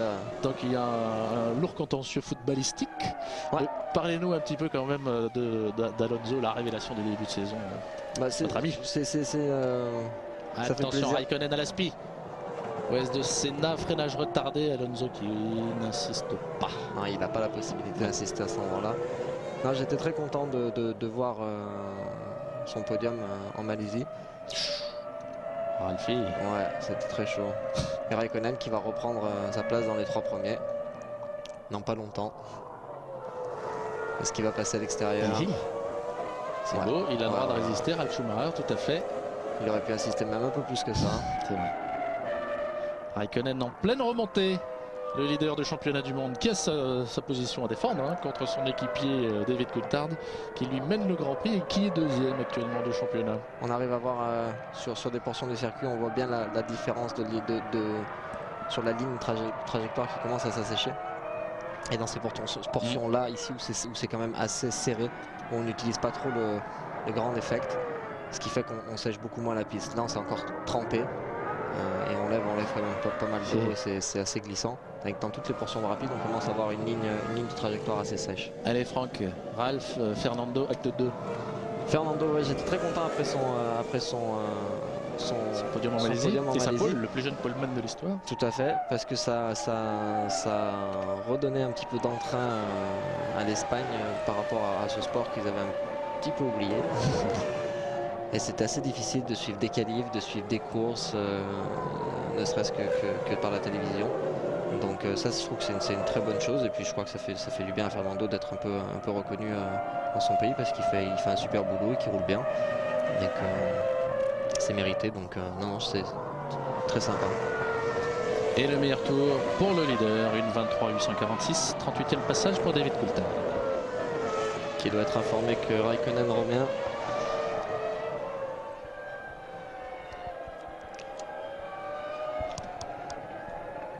On a dépassé la mi-course ici à Interlagos dans ce Grande Premio de Brasil de Formula 1. La 3e manche du championnat du monde des pilotes et des constructeurs 2003. Voici la bagarre en tête. David Coulthard, McLaren, Mercedes, un arrêt. Devant Rubens Barrichello, 6 dixièmes derrière, à bord de la Ferrari et également un arrêt. On se retrouve comme au début du Grand Prix avec la McLaren de Coulthard et la Ferrari de Barrichello. Avec beaucoup moins d'eau sur la piste, on peut voir quand même que maintenant Rubens est complètement dans le rythme de Coulthard. Donc la voiture se comporte beaucoup mieux sur un tarmac plus sec que mouillé pour Rubens Barrichello. Coulthard qui pour l'instant, vieux briscard, contrôle les événements. Barrichello qui n'insiste pas. Qu'est-ce qu'on fait? On attend. Qui n'insiste pas. Qui vient de tourner 6 dixièmes plus vite que David Coulthard au tour précédent. Confirmation que ça s'assèche.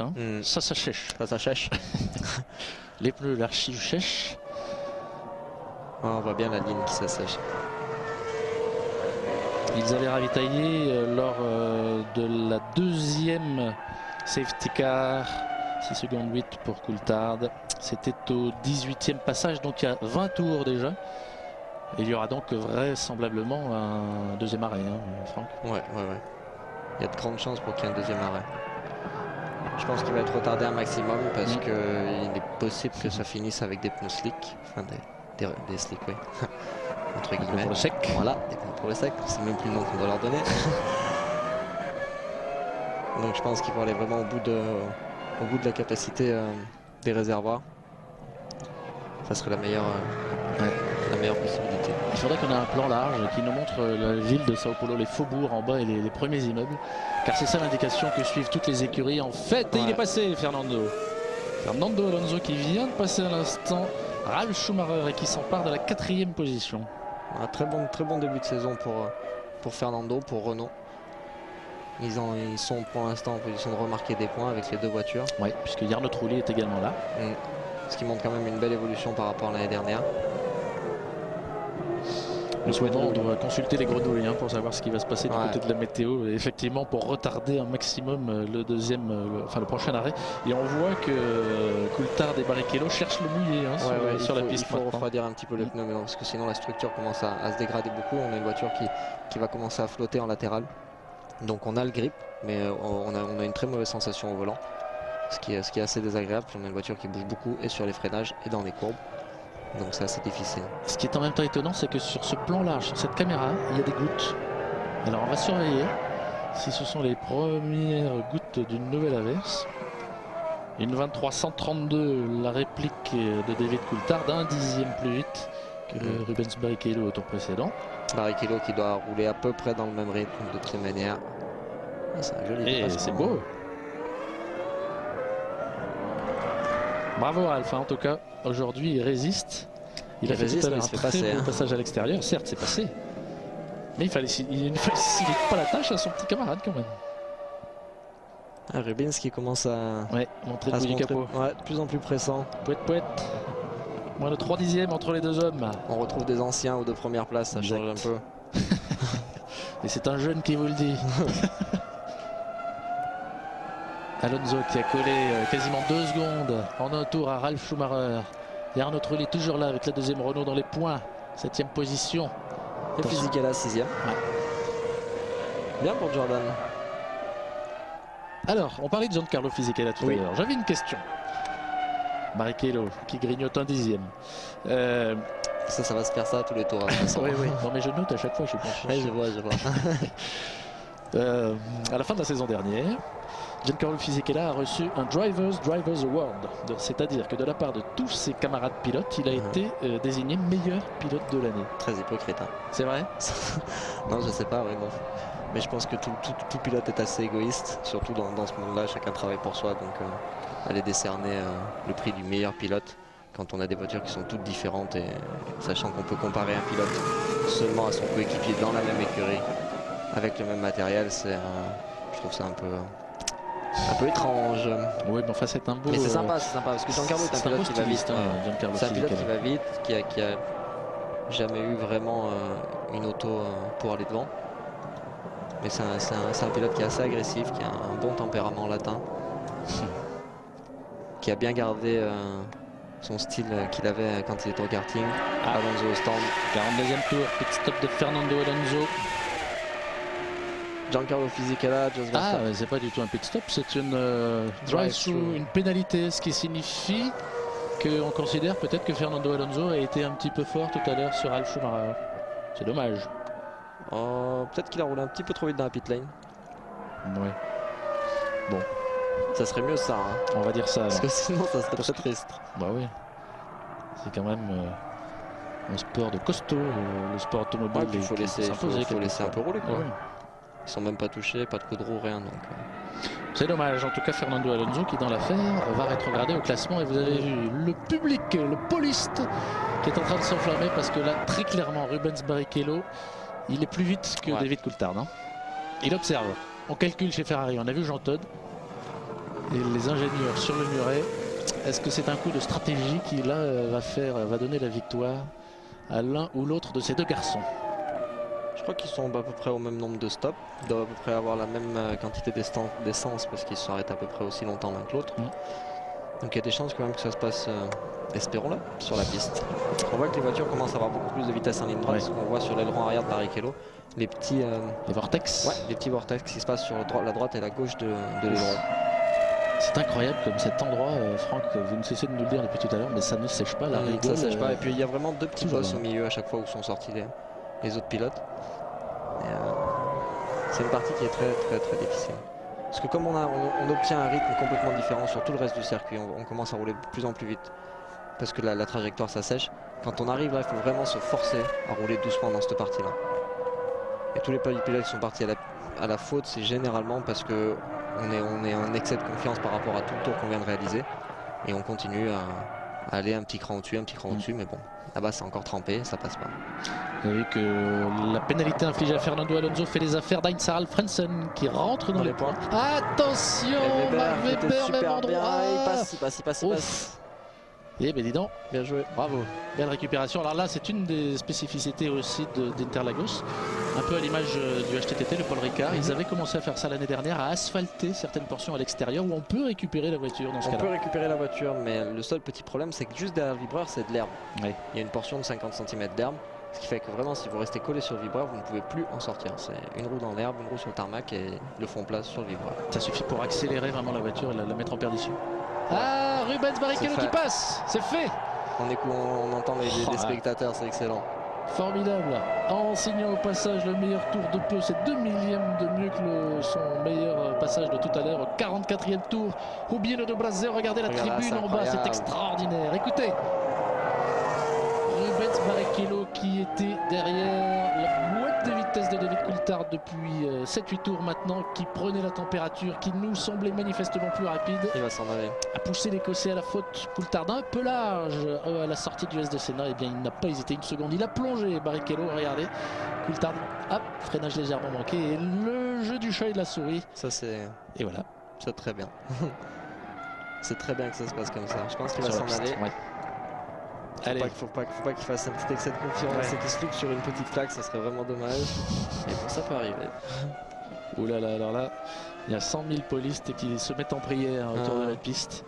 Rubens Barrichello n'a pas fini lors des 8 dernières années son Grand Prix national. Le dernier Brésilien à l'avoir remporté ici à Interlagos, c'est Ayrton Senna en 93, 10 ans auparavant. Écoutez.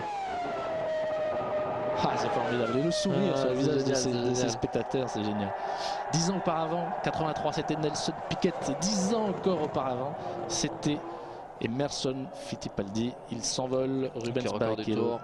Attention les flaques. Attention les flaques. Attention à l'excès de confiance. On peut compter sur Jean Todt pour le lui rappeler via la radio. C'est possible. Là, c'est assez difficile dans la voiture, je pense, pour Rubens Barrichello d'être sur son circuit, d'être en tête, de savoir qu'il a la voiture la plus rapide entre guillemets, parce que son concurrent direct c'est Coulthard. Il a quand même pu faire une dizaine de tours derrière lui, donc juger réellement où il pouvait être plus lent et où il pouvait être plus rapide. Et être dans l'expectative aussi du temps, de savoir qu'il peut repleuvoir, etc. et sachant qu'il n'a pas la bonne voiture sur une piste vraiment détrempée. Ça ne doit pas être très facile mentalement. Et Fernando Alonso qui revient dans les points, puisque Mark Webber avec son 360, heureusement pour lui, bien récupéré. Il est sorti. Il l'a laissé passer. Dommage pour Mark Webber qui est parti 3e, qui était très longtemps pendant tout le Grand Prix à une 4e place. C'est pas fini. Non, mais bon. Plus ça s'assèche, plus ça s'assèche. Ouais, Brésil. Oh là là, le pauvre D'Amata, mais quelle course catastrophique pour Toyota, décidément. Tout à l'heure, Olivier Panis harponné par le malheureux Ralf Firman qui avait vu sa suspension avant droite s'arracher. Et là, D'Amata qui rentre pour la 3e ou 4e fois au stand. On a l'impression qu'il tourne de plus en plus vite, Barrichello. Ouais. D'Amata, ce sont toujours des pneus pluie. Seconde 8, la première est rentrée, c'est reparti. Il a roulé sur quelque chose avec l'arrière droite.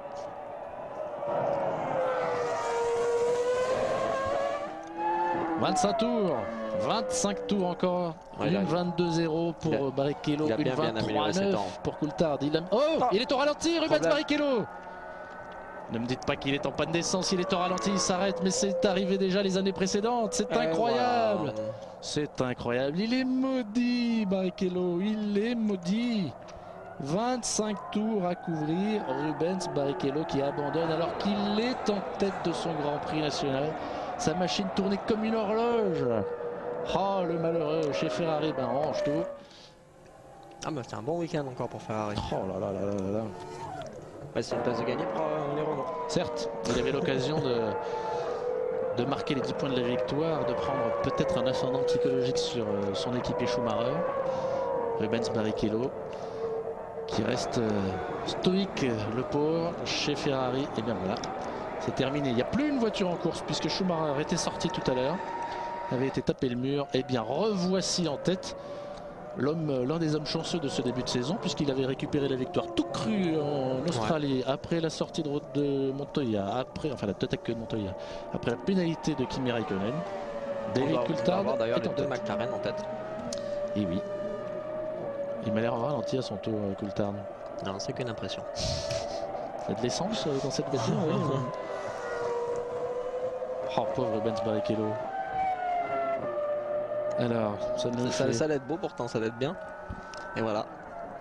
Ah mais c'est ça le sport. Hein. C'est aussi pour ça qu'on aime la course automobile, le sport mécanique. Il n'y a que ça qui nous donne de telles émotions, mon cher Franck, le sport. Ah, Lauro Bignot. Un petit peu trop habitué à cette image de Rubens au Brésil. Eh bien, si tout le monde abandonne et que Damata finit, un Brésilien gagnera et ne fera pas mentir la légende de gagner tous les 10 ans. C'est mal barré quand même. Oh le pauvre Barrichello, dis donc. Enfin, il est stoïque et depuis qu'il est papa depuis un petit peu plus d'un an, il a pris un petit peu... Ouh, Coulthard, ne vous faites pas piéger tout seul, monsieur Coulthard. Il a pris un petit peu... je dirais ses distances. Il a course auto, il est plus zen. Là, il a fait une belle course. Et il a bien travaillé, donc pas trop de soucis, mais il n'y a pas de résultat, quoi. C'est toujours très décevant. Et Coulthard, qui est en tête.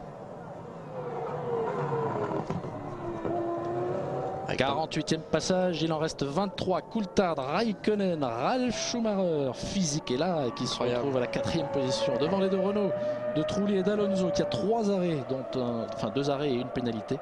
Heinz Harald Frentzen et Jacques Villeneuve qui pointent le bout du capot. Il faut préciser, Franck, que juste avant le départ de la course ce matin, la FIA a autorisé et Jacques Villeneuve et Kimi Raikkonen à changer de moteur. Tout à fait. Villeneuve s'est plaint pendant la qualif d'avoir un gros problème moteur en tous les... Enfin, du moins dans son tour qualif, dès qu'il est sorti, il a eu un problème avec le moteur et une perte de puissance. Et c'était à peu près le même problème pour Raikkonen. C'était beaucoup moins flagrant, mais c'était un problème qui avait été détecté pendant son tour qualif. Et pendant ce temps-là, vous avez vu Ralf Schumacher s'arrêter. C'est peut-être bien joué de s'arrêter, le premier des hommes de tête. Toujours des pneus sculptés, bien sûr, intermédiaires pour la pluie. 8 secondes 6 pour Ralf. Il y a de l'essence pour aller au bout, ça c'est sûr.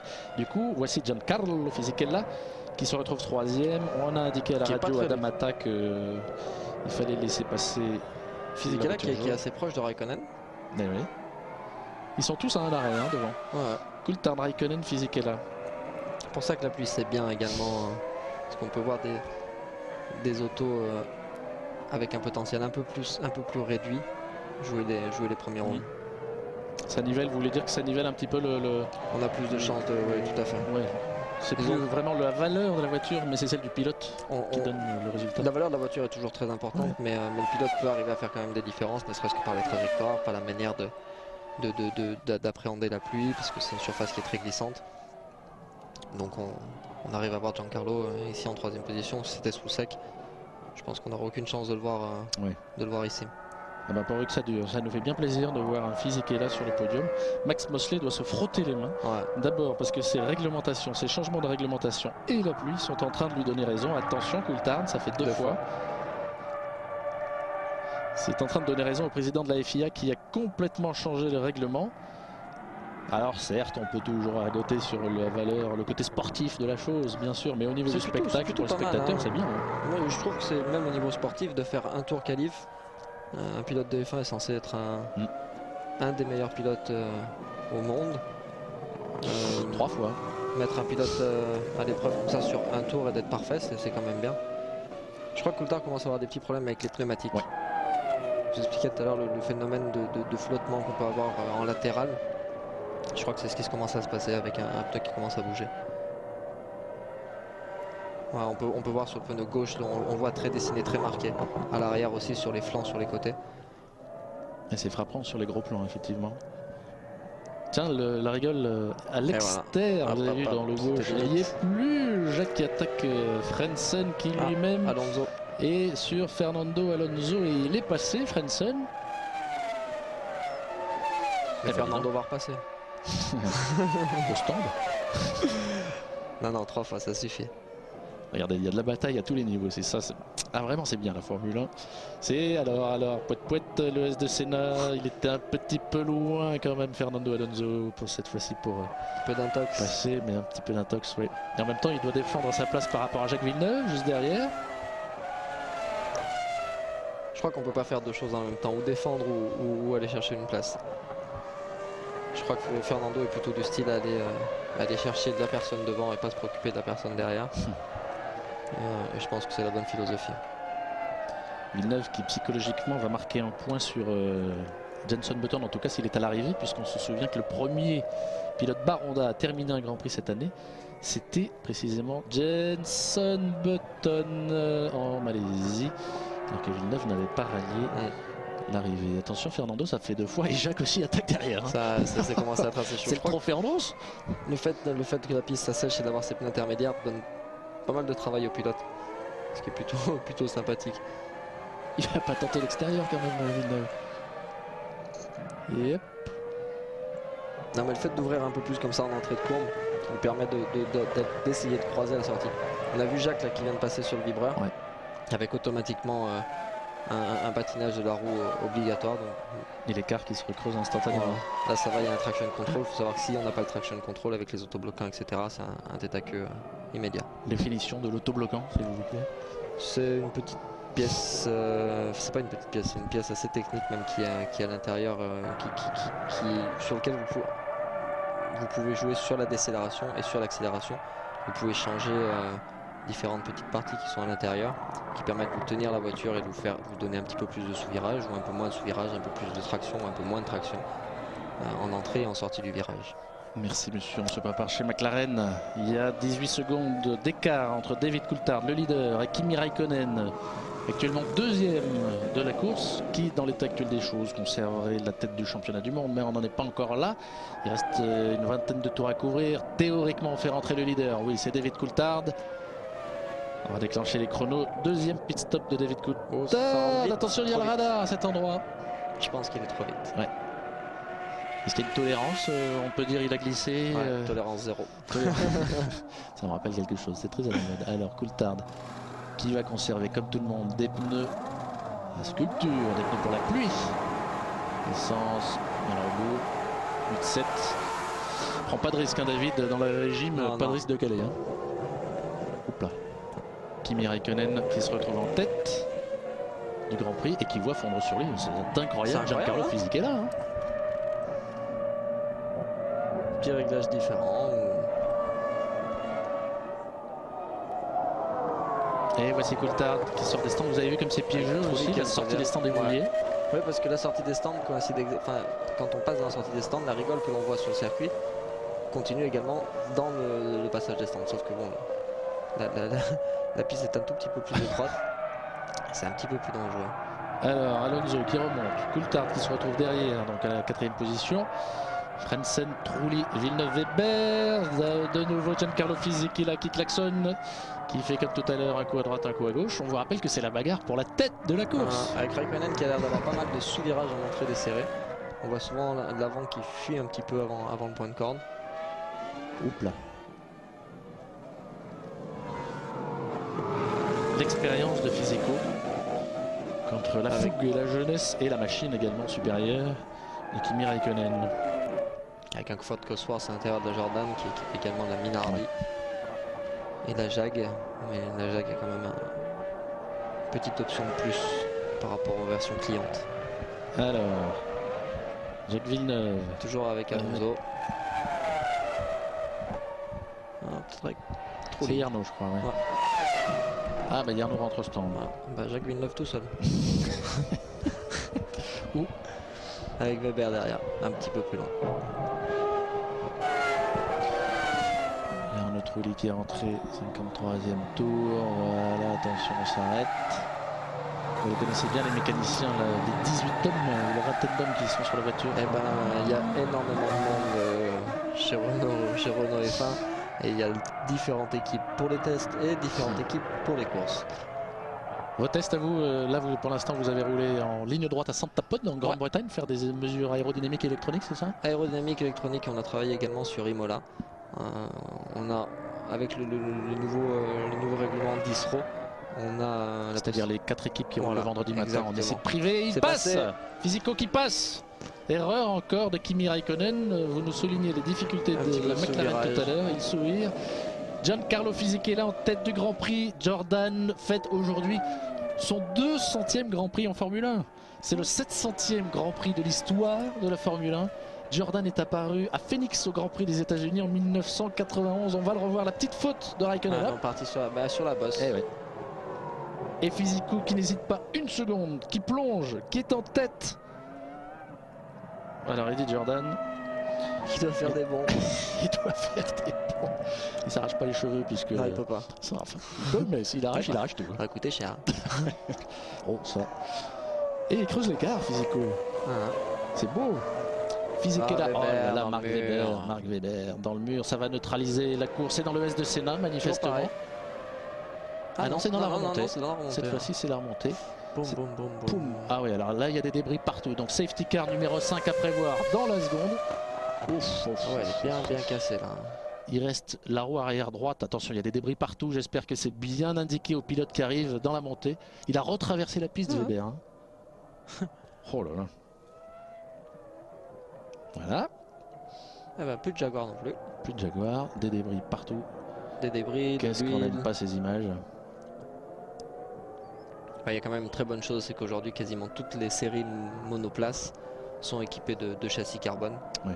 Et je peux vous dire, c'est quand même une sécurité incroyable. Attention, Physico à pas rouler sur les débris parce que là on peut. Ah, là je crois qu'il n'y a pas trop la possibilité de ne pas rouler dans les débris. Il faut choisir le moindre mal. Le Jaguar. Oh là là! Alonso. Eh ben voilà, on les a pas prévenus et des pneus qui sont partis. Fernando Alonso qui a tapé. Attention, et la course est arrêtée. Cette fois-ci, la course est arrêtée. Drapeau rouge. Est-ce que ça va, Fernando? Mais comment peut-on avoir de tels accidents, ne pas prévenir par la radio? Faut voir ce qui s'est passé là. Voir ce qui s'est passé. Ici, c'était Fisichella qui a choisi sa trajectoire au milieu. Voilà, Raikkonen qui choisit. Oh là là, et Fernando qui prend le pneu de plein fouet. Oh là là, il tape fort de face quand même. Oh, et il est renvoyé de l'autre côté. Alors le Hans, le fameux système Hans. Non, ça va, il a la tête qui bouge la tête à la sortie. Le Hans, il est prévu pour les chocs frontaux. Oui, il est sonné, Fernando. Il doit être sonné avec les genoux qui ont dû claquer un petit peu. Généralement, c'est ce qui se passe. On a les genoux qui reviennent dans la colonne de direction. Enfin. Voilà. Il va boiter un petit peu, je pense. Eh ben, ça serait bien que quand même on puisse s'occuper des pilotes.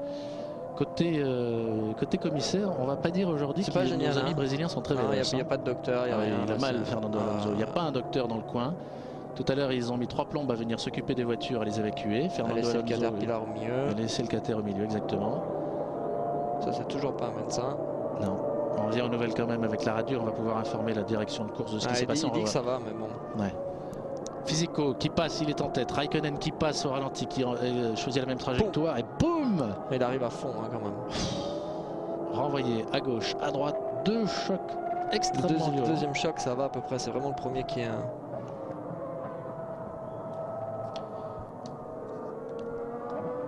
On a l'impression que c'est le pied plus que le genou. Peut-être. Alors on vient chercher Fernando cette fois-ci. Voilà.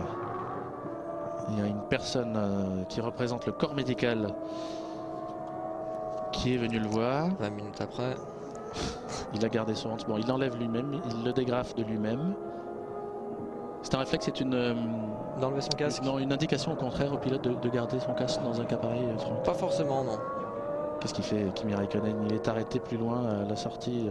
Parce qu'il a dû rentrer, je crois qu'il a dû rentrer au box pour ravitailler, et comme il y a drapeau rouge. Comme il a vu la voiture au milieu, à mon avis, il s'est jeté directement dans les box en disant il va y avoir safety. Ouais, bah ça... Est-ce qu'on a passé 75% de la course? C'est ce que je suis en train de calculer. 71 tours, ça fait 100%. Je vais faire mes calculs. Parce que si c'est ça, ils ont gagné. Si c'est ça, effectivement, Giancarlo Fisichella a calculé. A gagné, je calcule. Et Alonso est dans les points.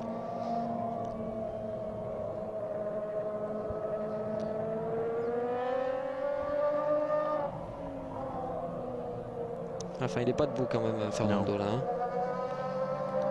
Non, on n'a pas passé les 75%. Vous étiez bon en calcul à oui, l'école? j'étais bon, mais c'était il y a longtemps. Ah. Oh là là, il y a longtemps. Recalculer.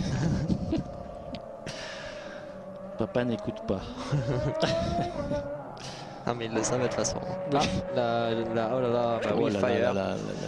J'espère que... Mais attendez, si c'est Physico... C'est Physico, il n'y a que celle-là. Bah oui, alors il était rentré au stand et elle prend feu au stand, sa voiture. Alors là, le Physico en est sorti, heureusement. Vous avez aperçu un monsieur en tenue bleue qui est le commissaire de la FIA, c'est Joe Bauer, l'un des responsables techniques. Normalement, il a gagné Physico. 15, 16, 32, 48, oui. 16. Ce serait la première victoire de Giancarlo Fisichella. Exactement. Il y a un autre roulier qui a arrêté sur la piste. Et qui retient sa voiture parce qu'on est en pente. Ouais. Et qu'elle repart en marche arrière toute seule. Et comme c'est que des systèmes électroniques, on peut pas mettre une vitesse. On peut pas enclencher le frein à main. Si, on peut. Ah, alors enfin, voici la fameuse Medical Car. Vous voyez qu'il n'est pas question de relancer la voiture. Ça, c'est la Medical Car. Parce que c'est le professeur Sid Watkins. Voilà, ce monsieur aux cheveux blancs. Avec sa casquette, c'est le docteur en chef de la Formule 1. Ouais. Il est là depuis des années. Ouais. C'est un Anglais. Beaucoup d'années. Hein. Beaucoup d'années. Beaucoup. Hein. Ah, voici Gary Hartstein, qui est l'un des autres médecins de la FIA, qui est l'un des pilotes des 2 voitures médicales. C'est lui qui vient d'amener cet endroit-là. Je comprends pas tout ce qui se passe. Je vois pas pourquoi Yarno sort de sa voiture. Bah parce que manifestement on considère que la course est terminée. Tout le monde est dehors, exactement. Tout le monde est dehors. On vient de voir Jacques Villeneuve au fond qui était sorti de la voiture aussi. Donc c'est Physico qui va être déclaré vainqueur. C'est génial ça. De cette course, il avait pris la tête juste auparavant. Ouais, je crois que Fernando est debout. Kimi Räikkönen. Ah mais on lui met quand même une civière. Ouais. Est-ce que c'est une procédure réglementaire de sécurité? Ouais, si le pilote se sent pas bien, ouais. Écoutez le public. Ah génial. Le public qui dans la tribune scande le nom d'Alonso. Alors évidemment, il y aura toujours des esprits pour dire que cette scène est un petit peu limite, on va dire. Non, mais c'est normal. C'est normal. Les accidents arrivent. Il y en a eu plein pendant toute la course. Et personne s'est arrêté de faire la course quand même. C'est qu'un accident, il y en aura encore plein. Et il y en a eu plein déjà. Donc, c'est la première victoire de Giancarlo Fisichella. Ça serait dommage qu'un accident aussi minime. Parce qu'il a l'air quand même d'aller bien, il était debout, etc. Peut-être quelques contusions au niveau de la jambe. Gâche la victoire de Giancarlo. On vient même aider Giancarlo Fisichella de chez Ferrari. J'espère que tout va bien pour Fernando quand même. Oui, on croise les doigts pour Fernando Alonso. Mais bon, comme tout sportif de haut niveau, normalement, on limite quand même beaucoup la casse. Et je pense pas qu'il y ait quelque chose de cassé, parce qu'il a marché tout seul pour sortir de la voiture quand même. Ça doit être plutôt des mesures de sécurité qu'autre chose, du moins on l'espère. Ouais. C'est une scène à laquelle on assiste souvent. On sort de la voiture et ensuite, boum, on a un contre-coup. On est sorti. Parce que déjà, on veut sortir de la voiture une fois qu'on a eu le crash, ne serait-ce que pour se sécuriser. Quand on frappe bien dans la voiture, on peut pas bouger. On est quand même assez coincé. Donc quand on fait un bon crash et qu'on sent des contusions dans les jambes, etc., on a envie de sortir, savoir si on peut marcher bien, si c'est pas cassé, etc., etc. Et après, forcément, on a un petit contre-coup. Il a l'air d'aller à peu près. Il a mis une minerve par précaution. Ouais, je pense que vraiment c'est normal et c'est le... Encore une fois, c'est le hand qui est prévu pour un choc frontal. Et là, les 2 fois, il a dû sentir sa tête taper sur les côtés, Fernando. Donc par précaution, c'est une manière, c'est mieux également, hein, parce qu'au moins on bouge pas la colonne vertébrale. Si des fois il y a une vertèbre qui est fêlée ou quoi que ce soit. Et il a salué la foule, il a fait coucou. Et il a dit que tout allait bien. Il a dit que tout allait bien. Vous voilà rassuré, mon cher Franck Montagny. Nous tous par la même occasion sur l'état de santé de votre copain Fernando Alonso. Pas de béard ici dans la FIA. Alors là c'est un petit peu l'incertitude parce que tout le monde va attendre du coup la procédure de podium. Tout le monde va attendre parce que si on prend le classement au tour précédent, il va falloir ce que décide la direction de course. Tandis que voici Eddie Jordan. Si c'est drapeau rouge, c'est le classement du tour précédent. Alors ça serait Giancarlo. C'est Giancarlo en tête. Räikkönen et du coup c'est l'expectative parce qu'on est en train de savoir qui est 3e. Voici Joe Bauer. Je suis pas sûr à 100% puisque Eddie Jordan n'a pas l'air si relax que ça. Non. Et il doit se dire que... Le troisième au tour précédent, si je ne m'abuse, c'est Fernando Alonso. Hein. Et c'est possible. C'est difficile de le mettre sur le podium là. Ouais. Il est aux nouvelles, on va essayer de tendre l'oreille.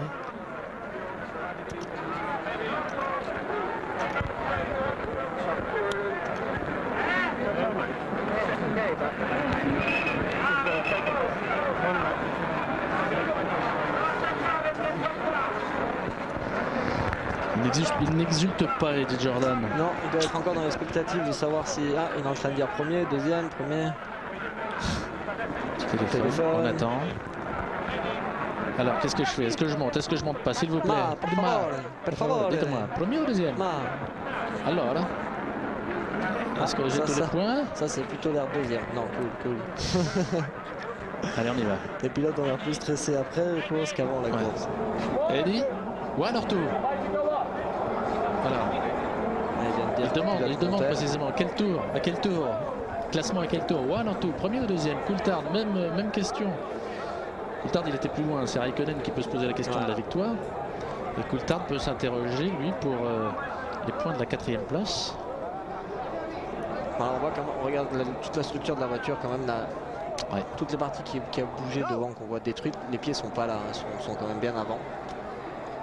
Et toute la partie qui représente la coque, la cellule de survie, qui est la coque carbone, qui est le corps de la monoplace, lui n'a pas bougé. Joli camion Mercedes aussi. Je peux vous faire un prix si vous voulez. C'est vrai? Tiens, à vendre, Jaguar peut rouler. Pas récompensé. Quelques retouches quand même à faire. Quelques retouches, le félin est un petit peu... Puis qu'une seule roue, c'est pas très pratique. Ouais. Bah dis donc, quel grand prix à rebondissement en tout cas. On a eu peur pour Fernando Alonso, on a eu peur en voyant 5 pilotes aller taper au même endroit. Ouais, c'était quand même très chaud quand Michael Schumacher est sorti avec le Caterpillar en plein milieu. Je pense que... Alors le public qui siffle parce qu'il ne sait pas ce qui est en train de se passer. On ne l'informe pas. Et qu'on rapatrie la voiture. La voiture de Barrichello. Du malheureux Rubinho qui a dû abandonner. Ah, oui. Barrichello qui était en tête et qui a 25 longueurs du but. 25, un peu moins même. Du coup. Un peu moins, oui, exact. À quoi, 5 tours?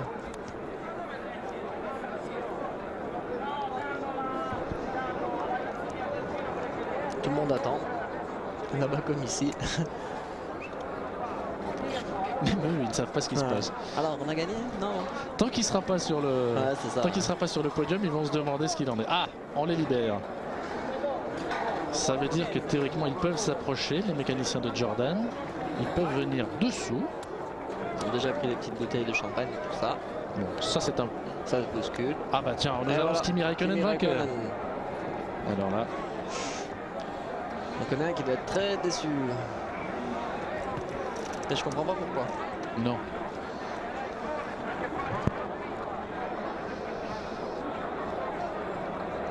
Et donc alors on les a laissés courir. À côté, même interrogation, c'est incroyable cette image.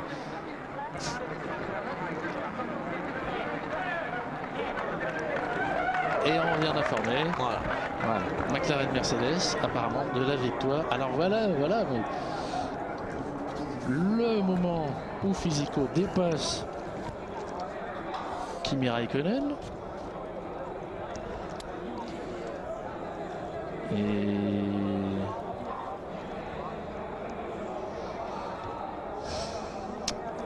Oh.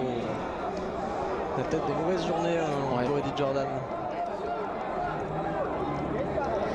Ouais, je pense qu'il pourrait bien avoir une petite réclamation qui va traîner derrière. Peut-être pas un jour comme aujourd'hui. Ce serait très british. Les troupes se sont calmées en tout cas. En tout cas, Kimi Raikkonen, s'il est confirmé vainqueur de ce Grand Prix, va faire au classement une excellente opération. Il va faire un petit bond en avant. Il va faire un bond en avant car il va marquer 10 points supplémentaires. Et il va en totaliser désormais 26. Seconde victoire d'affilée. Voilà, 53e tour pour le classement. L'accident qui est arrivé au 54e. Deuxième fois sur le podium. Et voilà. Fisico, Coulthard, Frentzen, Villeneuve qui marque ses premiers points. Les deux Renault dans les points. Les deux Renault dans les points. Ralph et D'Amata qui ont terminé 10 voitures. Il n'y avait pas beaucoup. Donc nouveau classement en 1h29,53. 152 km/h de moyenne évidemment avec 5 neutralisations. Bizarre, hein. Bizarre ce classement, en tout cas un goût amer dans la bouche de Jordan, et en tout cas la joie pour Raikkonen qui fait une très belle opération au classement du championnat du monde. Et voici le podium donc avec l'hymne finlandais pour Raikkonen, Iceman qui prend le sauveur, deuxième Physico, et pas de Fernando Alonso pour la raison que vous savez.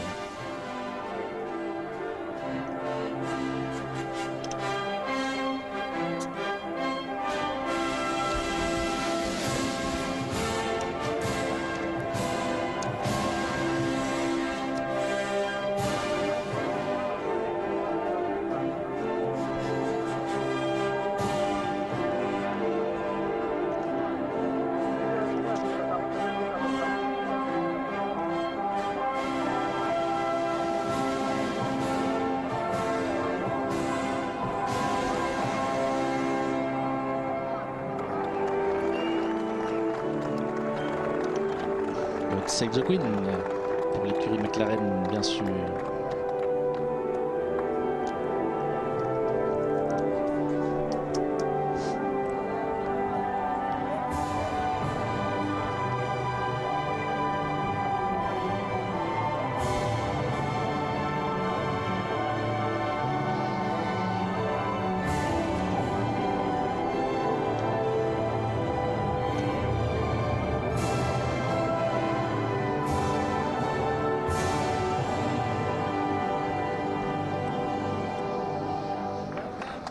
De nouveau un jeune. Ouais. La plus haute marche. Un podium surprenant, un podium étonnant. Giancarlo Fisichella qui a été d'abord déclaré vainqueur, et puis finalement on décide que c'est Kimi Raikkonen parce qu'on prend le classement au tour précédent, et puis Fernando Alonso qui monte pour la deuxième fois sur le podium, mais qui n'y est pas parce que dans le dernier tour il a un terrible accident qui amène le drapeau rouge et l'interruption de cette course. Physico deuxième, voici la Coupe des Constructeurs remise à Mansour. Tiens, ça fait longtemps qu'il n'était pas venu, Mansour. Il n'aura pas fait le déplacement pour rien. Et la joie quand même du côté de Jordan Ford. Ça doit être quand même assez mitigé, je pense.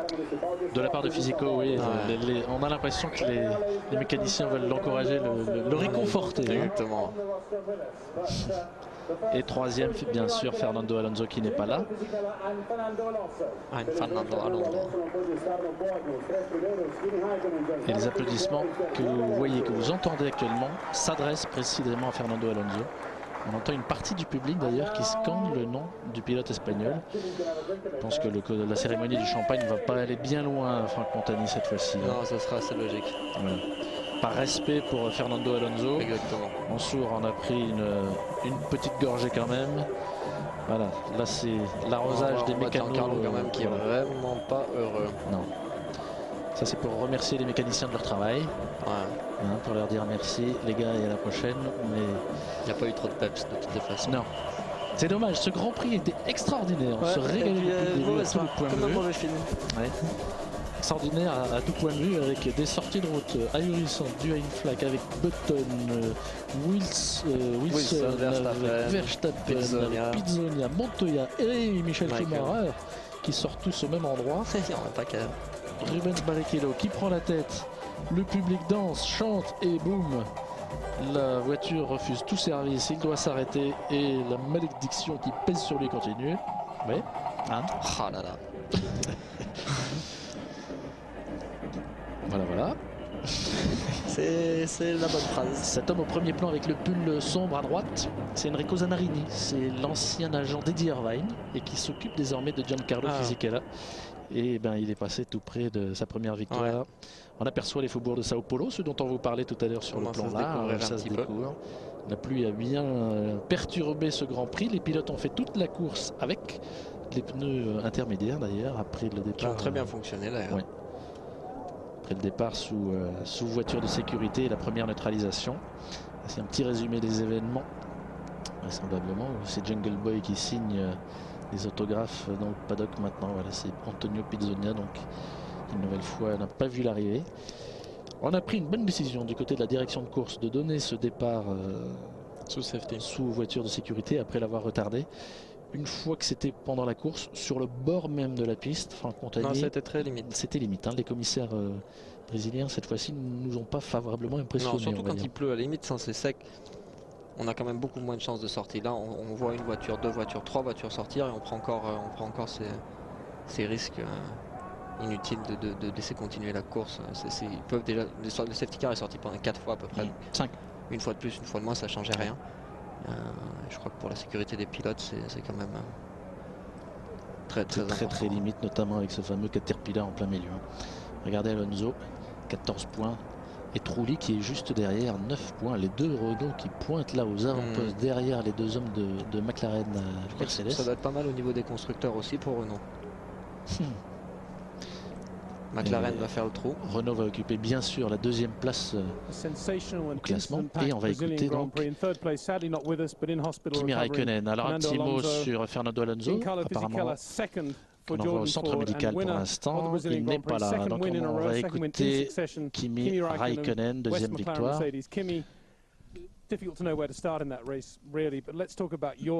Difficile départ. Parlez-nous de votre départ lorsque vous avez pris le commandement de la course. Bien sûr, la première partie de la course, c'était difficile. Connaître les conditions, évidemment, de la piste. J'ai vu passer les premières voitures et je voulais absolument obtenir la première place car d'ici là, la visibilité est bonne à cet endroit-là. On n'a pas les sprays, les pulvérisations d'eau.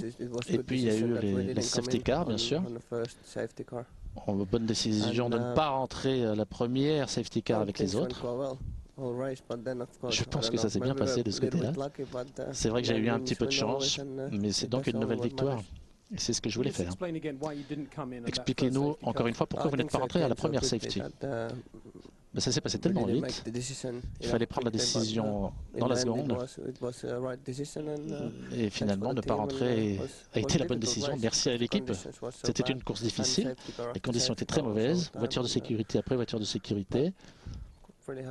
Mais je suis très heureux. Vous perdiez du temps sur David à un moment, pourquoi? Parce que je suis rentré plus tard et que mes pneus étaient différents des siens, donc à ce moment-là ils étaient plus neufs que les siens. Du coup, la différence des pneus, c'est que d'un côté, sur une voiture, ils étaient presque en slick. Voilà ce qui explique la différence de performance. Giancarlo, 200e Grand Prix de Jordan aujourd'hui et presque une victoire pour vous. Ça reste un grand jour.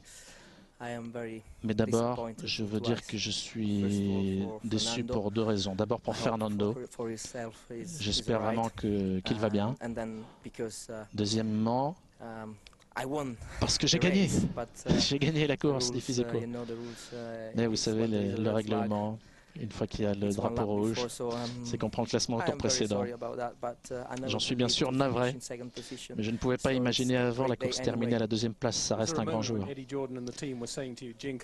Alors, Eddie Jordan vous a dit quoi? Giancarlo, t'as gagné? Bah oui, on l'a vraiment cru. Juste après la course, quand ça a été interrompu, c'était incroyable. Un moment génial, on s'est dit on a gagné, et puis finalement, non, je suis deuxième. Mais je vous dis quand même, ça reste un résultat fantastique. Je veux remercier l'équipe. La stratégie que nous avons adoptée était fantastique. C'est un très important résultat pour nous, surtout dans l'optique du futur pour Jordan Ford. Parlez-nous un petit peu de la pluie, l'eau dans ce deuxième virage qui a entraîné beaucoup d'accidents. Très difficile de piloter dans ces conditions, spécialement avec les pneus intermédiaires. Il y avait des rivières quasiment au virage 3. C'était très effrayant parfois. Vous avez eu beaucoup de voitures partir en tête à queue. J'ai conduit très prudemment. Je pense que j'ai fait une course fantastique. Je suis ravi. Franck Montagnier, à vous de traduire le finlandais maintenant. Aucun problème. Merci beaucoup, Franck, d'avoir été avec nous aujourd'hui. Merci mille fois de nous avoir fait partager votre expérience. Merci encore. Bravo à Renault. Bons essais avec Renault F1. Et puis, bonne course, bon championnat en Super Nissan, bien sûr. On vous suit tout au long de la saison. Merci beaucoup, Franck Montagnier. Montagny. Merci à vous. Roger Isabelle, bonne soirée, c'est à vous. Au revoir.